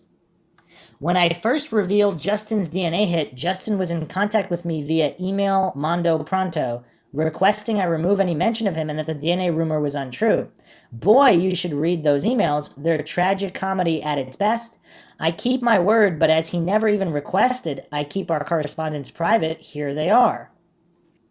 Okay, so a bunch of these emails with a lot of expletives. Okay. So basically, Keddie 28 is telling him he can tell his side of the story. It's the truth and you expletive well know it. This is the response to the request for the takedown of information. I was kind to not mention the DNA, huh? Feel free to post your side of the story, but take a lesson from what we did to your idiot mom. Wow, this guy's not polite. If you try to pass lies off to us, we will eviscerate you. So many of her lies are ridiculously stupid, such as her claim she and Marty stayed in the tiny room north of the kitchen and gave you and Casey the master bedroom. Did you see how she went down in flames when she joined our mass chat last year, right after Marty's hammer was pulled from the pond? One lie after another, truly a pathetic excuse for a human being. Here's the highlights if you missed the show. Wow, this is really messed up. So she joined the chat right after the hammer was pulled from the pond from down the street. I mean, he just goes over a lot of stuff about, apparently, to reestablish the alibi at the bar. That wasn't part of the original plan, but when there were screams heard or whatever, things didn't go according to plan, they decided to go back and reestablish the alibi. Oh man, this is weird. So the youngest boys, but not Justin, were known to be there by the killers, and Loon made the mistake of sparing Justin's life. So how could they leave Justin alive and kill the rest? Big problem, they couldn't. They couldn't take Justin home with them when they were done killing all 7. Just because they were selfish a-holes who had no clue or care where their kids were, too many others would come out of the woodwork to say they knew Justin went to bed with the rest of the dead and woke up alive at 26. So all the boys in that room had to survive for them to spare Justin's life. I don't say this lightly. Despite Justin being a complete piece of expletive as a human being, Rick and Greg have only his presence at 28 that night to thank for their lives. So the killers relied on standard tools. They threatened the surviving boys with their own lives, since "if you don't keep quiet, we'll come back and kill your family" was already playing out in the living room. It was verbal and quite physical threats against them. The boys remained in the bedroom, scared expletive. Okay, so they didn't force those younger boys to be involved, just Justin. I guess that's his theory here. The killers, I figure, didn't leave until around 4 a.m., perhaps as late as 4:30.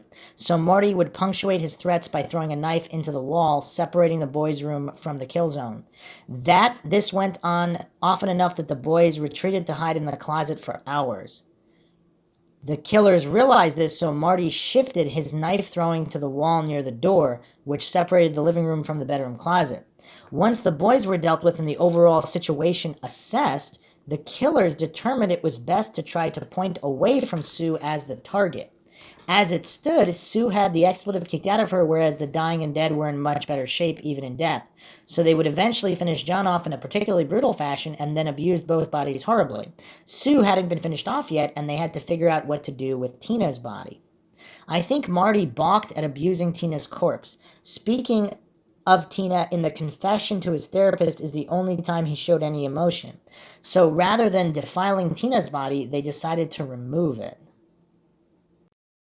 This not only would shift the focus to Tina as the target, but also Tina as perhaps willing participant. I initially felt they took Tina because she was the lightest, and slogging any literal dead weight 6/10 of a mile would be a pain in the ass for these cowards, but in his therapist's multiple tellings of Marty's confession have convinced me Marty couldn't bring himself to defile Tina's corpse. Marty told Krim and Bradley, the corrupt DOJ agents, that the best way to get Tina out of Keddie was over the swinging bridge, except he lied. That was locked. This is one of the few times PCSO DOJ made the mistake of checking Marty's story. The bridge was unlocked. Lisa and Doug decided to forget about their significant others and sleep together that Saturday night.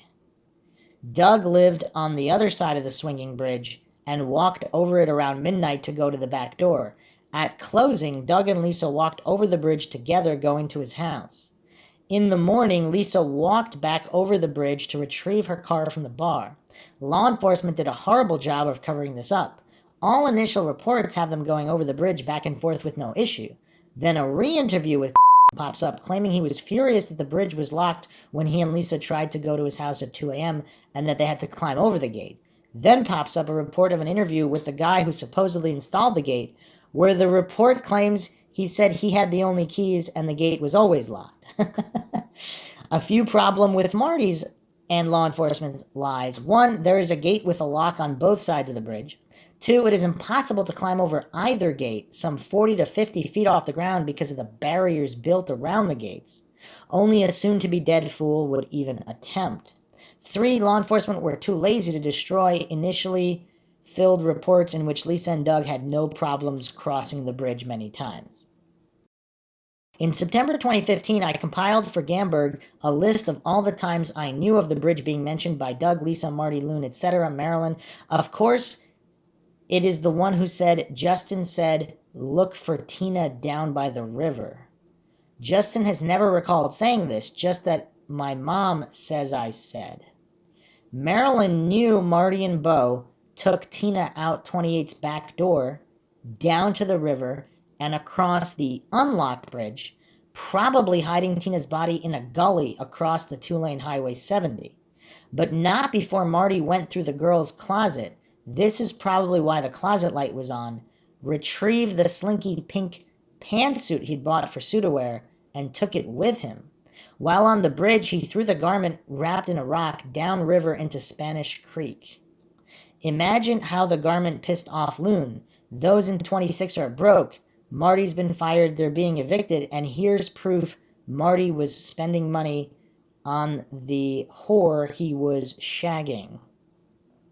I wanted Mike to look into what I saw to be a lie about the bridge being locked. Marty made a point to bring it up and shoot it down in his interview as one of only a couple ways to get Tina's body out of Keddie. I wanted Mike to see Marty lied. A lot of people lied about the bridge, and that it was likely Tina's corpse was removed from Keddie that way, long before the crimes were discovered by Sheila. Mike did look into them. Lisa was long dead, but was around, and Mike found the contradictory documents filed about the bridge being locked. Doug got pissed. Those expletive liars, I never said that. I could never crawl over that gate if it was locked. Nobody could. Removal of Tina and return to 28 would take 30 to 40 minutes easily.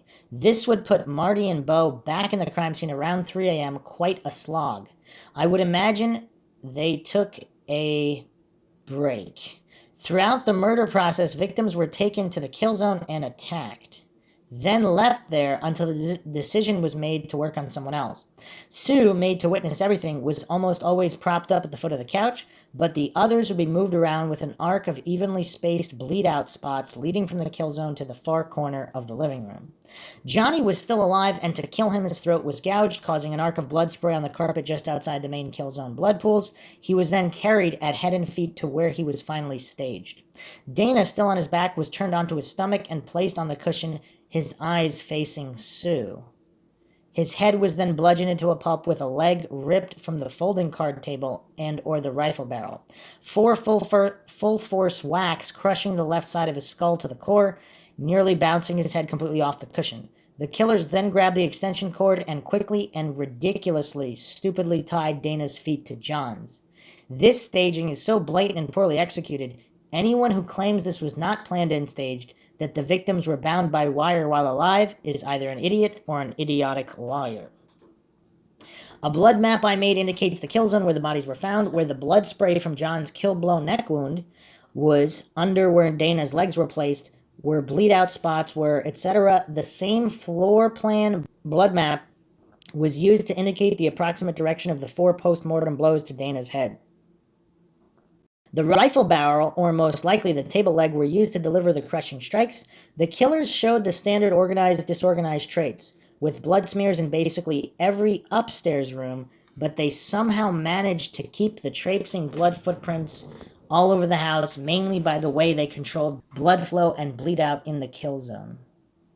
Another point about the lividity in Sheriff Thomas would take all comers when it came to destroying or tainting evidence. Not only was he poisoning the well with his hypnotism on valid witnesses, he'd have his team waste countless hours with psychics. Wow, I haven't heard that before in a case. So did he know Justin was fully awake and involved, and he wanted to cast doubt on his testimony, so that's why he brought in the hypnotist and the inexperienced sketch artist? Wow. That's curious. And I mean right out of the gate, most investigations wouldn't stoop so low as to listen to these frauds until months after all reasonable leads had dried up, but Sly Thomas was himself an unreasonable fraud. He sought out psychics almost as immediately as he called in those criminal frauds from the DOJ, Harry Bradley, and Prince Albert Krim. PCSO would also routinely feed these psycho-fraudster psychics information, even showing them crime scene photos from which to springboard their ridiculous fantasies. One saw or heard of the lividity on Dana and proclaimed that blanching on Dana's buttocks indicated he died tied to a chair. Donna Williams, one of the dumbest and worst liars who tried to insinuate her way into the case in infamy, also heard and spread this lie. In turn, Don Stoy filed an update report in '83 in which he claimed the blanching clearly suggested Dana died in a semi or upright position, buttocks free of lividity as if it was in contact with a hard surface, i.e. chair. Don is a dim bulb himself, so he must have come to this conclusion by taking the word of the fraud psychic and or the addict loser liar. Blood breaks down upon death, separating into a clotting glue and a clear serum. The spray and splatter from the post-mortem headshots to Dana also prove staging. The fact Dana's down vest, which John was wearing, was splayed out below his shoulders, proved both staging and presence of at least two killers, one at the head, the other carrying John at his feet. He had to be completely aloft from the ground, not dragged, for this vest to splay out as it had. I don't believe and desperately hope the killers brought the surviving boys into the crime scene until all were dead, and also hope they were only forced to do post-mortem damage. So this leaves Sue being finished off first. She was forced to bear the indignation of being paraded around the room, certainly being taunted by these a-holes. See what you made us do. See the mess you made. Happy with yourself now, expletive. Blood was all over the soles of her feet, the soaked carpet squeezing blood up between her toes. This was most likely Loon and Marty each taking a shoulder and walking her around the room through bleed-out spots, as Sue wouldn't or couldn't do it on her own. I mean, this is quite a detailed theory spun here. Back in her spot by the couch, down on her back, she was straddled by Marty face to face, 3 stab wounds to the chest, tightly grouped around the center line and just above the breasts, then the coup de grace, using the knife to push the bottom of her bra up. What appears to be a hesitation wound is made, then a horizontal slice at the bottom of the breast just below the areola. The space between her ribs was located before thrusting in the blade 5.5 inches deep, puncturing the lower lobe of the left lung and destroying the left pleural cavity. As her lung collapsed, the cavity filled with blood, suffocating her. Due to the position and direction of the wound to her neck, I believe Marilyn knelt beside Sue's left shoulder and stabbed her.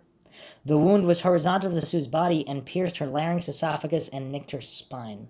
Seeing as it was impossible to hobble Sue around the room or straddle her to finish her off, she clearly could have only been bound by wire after death. Cords were cut from appliances such as the lamp from the nightstand in the girls' room. At least 2 separate appliance cords were used. Sue's ankles were tied incredibly tightly, then her wrists. Then those bindings were tied tightly together anteriorly, so her hands and ankles were cinched closely together. Sue's hands pulled down between her legs, her terry cloth nightie was pulled up to expose her genitals, and she was placed on her back, head up against the base of the couch, staged for Dana to appear to be staring at her crotch. The introduction of the kids could have happened before they staged Sue, but at least Justin and Ricky, but likely not 5-year-old Greg, were forced to get dirty. I believe the crushing of Dana's skull was so forceful it was beyond the strength of Justin, but again, DNA proves he was involved directly at some point. Several wounds certainly were or could have been post-mortem. A pellet was fired from the rifle, 1 pellet recovered. Morgue photos show a wound to Sue and a wound to Dana not listed by the lazy-ass pathologist, which are both consistent with a pellet wound, which could also be post-mortem. A throat wound to Sue may have also been post-mortem by either Rick or Justin. Many other wounds may have been post-mortem, but the absolute clincher, proving forced involvement by the kids, are the half-assed stab wounds to John's chest. 3 shallow stab wounds which could not penetrate John's ribcage. Definitely done by a child. Unlike the stab through Sue's chest's ribs done by an adult who knew where to stab, and also to put the knife horizontally between ribs, the 3 wounds on John are vertical. Also, they were definitely post-mortem, as the wounds went through his jogging suit and shirt, but not the vest. So John was already staged on his back, the vest spread wide open by gravity when he was carried completely aloft before being lowered into place. The wounds were grouped there where the vest was already splayed away from his body, post-mortem period. The huge butcher knife was not used to kill anyone, as none of the wounds could have been created by it. The knife that was used on John's chest proves kids being forced to get dirty all over again. Instead of using the murder knife, which the killers brought and took with them, the boys used another knife from the kitchen drawer, a cheap, flimsy, serrated table steak knife. Dime store cheap. Again, the knife may have been strong enough and is roughly the right size to cause the wound in Sue's neck, but I believe that wound wasn't caused by a serrated blade. However, it was used on John, by a child who didn't know what he was doing and didn't want to do it. and the flimsy knife bent on the third try and was tossed away abandoned. That's why the knife was found bent and discarded inches from John's chest. I have to say, I mean, this theory does account for a lot of these problematic details, like why certain things were taken from the cabin and some were not. Because if the real killers wanted to take their own weapons to not incriminate themselves, yet they couldn't care less about the others, I mean, I don't know, it's really weird. A huge and obvious fact most miss amidst law enforcement's 30 years of lies, they claimed it was a crime of opportunity, that all weapons came from inside 28. Yet Justin admitted the two men brought weapons and tape. And of course, the autopsies proved neither knife found at the scene could have caused the knife wounds to at least Sue. Yeah, and let's not overlook the pellet rifle they brought. Also, the knife in the general store just down the street as well, just yards away. I mean, this is also mind-shocking. I mean, I don't know what to make of this. This is one of the most bizarre crimes ever. I mean, hands down, after looking at all these details. Once the boys were thoroughly dirty and silenced to the killer's satisfaction, they were sent back to their room. Marilyn, Marty, and Bo gathered up what they could see, the remnants of their kill kit and anything else they could find which they needed to remove, dumping it into John's wooden toolbox and taking it and the remains of the rifle home. After being in 26 for some time, I believe Marty went to the dumpster by the dorm and placed some evidence. Twisted and bloodied tissues, pre-DNA testing, a damaged Swiss Army type of knife. This was meant to leave a blood trail away from 26, but from 28 directly down to the only road out of town. Oh, so that would, again, I mean, this theory does seem to make sense of a lot of these details. Back in 28, Justin and Rick waited until they were sure the killers weren't coming back. Still using the bathroom light in the pre-dawn hours, they moved Sue from the horrible sexually humiliating pose and covered her with the top sheet and blanket off of Sue's bed. By this time, Sue was in full rigor, which is why her left leg is aloft, hanging mid-air. It's also what proves her body was moved by someone other than the killer. Whoever posed her would not have undone that. These idiots, despite wanting to make it look like Sue was not the target, undid all that post-mortem abuse and staging by again making Sue posed in death the obvious central focus and target of the killers. I say Rick and Justin did this because Rick would have had more impetus to give Sue some respect in death. Also, moving Sue's rigid corpse would have been exponentially awkward and difficult compared to a flexible dead weight. Sue was somehow rotated onto her right side and pushed further against the couch. This, in turn, knocked that corner of the couch some 3 inches back until it was against the wall, unable to budge further. This was no ordinary couch, but a 1970s fold-out, which weighed a ton. I doubt either Justin or Rick alone could have shifted both Sue and the couch without working together. Again, proof Rick, like the rest, was never asleep after 1:15 a.m. Next up is the discovery of the bodies by their murderer, Sheila Sharp. Sheila, probably anxious as hell, woke early like a child on Christmas Day. Nobody else at the Seabolts was awake, but as soon as they began to stir, Sheila made her excuse to go next door to see the results of their plan put to action. This took a few days to write, so give me some time to do a write-up on the intentional perversion of justice, which followed. Wow. I mean, this is just so stunningly mind-shocking. I really don't know what to make of it. I mean, they also have quite a few write-ups here on the timelines, which we'll get to in the next episode. But I just wanted to read one more testimony if the plot isn't thick enough for everybody. On the true crime subreddit, there's Keddie Cabin's post here that is supposedly by a friend of this poster's mother. This was just posted a year ago or so. I first heard about this case from a friend of my mother's. Her name was Lana, and she claimed she was friends with Tina, and she knew exactly who committed these murders, because she was there. She spoke with police the day they found the bodies, but they do not listen to her.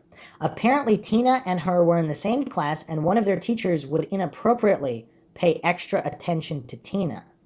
He also sold marijuana to some of the teenage boys who were involved in this case. So according to this woman's story, she was there that night. She heard the struggle happening and saw the teacher. She ran out the door and down a road which was slanted downhill, apparently. As she was running, she heard the car coming down the road very quickly and panicked, thinking they were after her. But they shot past her down the road with Tina screaming from the back seat. According to her story, she spoke with police and federal police, but they continued to try to get her to change her story, eventually telling her she must be confused. None of her reports are ever mentioned in the stuff they released to the media, which leaves room for reasonable doubt. But in my opinion, she was telling the truth. I don't know anyone who could fake the amount of fear and terror I saw on her face and in her voice as she told me what she saw that night. I know from the rest of her family and records that they lived in the exact area around the time. So it's been something that has always stuck with me, and I figured that I would just put that theory out there for people to do what they will do. To add to my earlier comment, I went digging and found a Reddit post by a user which said this. Investigators then turned their attention to Tina, who at that point still hadn't been found. Tina was her teacher's pet. Joel Walker Lipsey was a special ed teacher at Tina's school, and she attended his class part-time. Authorities found it extremely creepy that he kept a picture of Tina on his desk and even had a photo displayed in his home. To make matters worse, Joel was a convicted child molester. California court documents indicate he had been convicted of lewd or lascivious acts with a child under 14. If this isn't suspicious, plus the fact they covered up Lana's testimony, they had an eyewitness. They were covering up the fact that they had a sex offender working with children and now had someone who could prove that he did it again.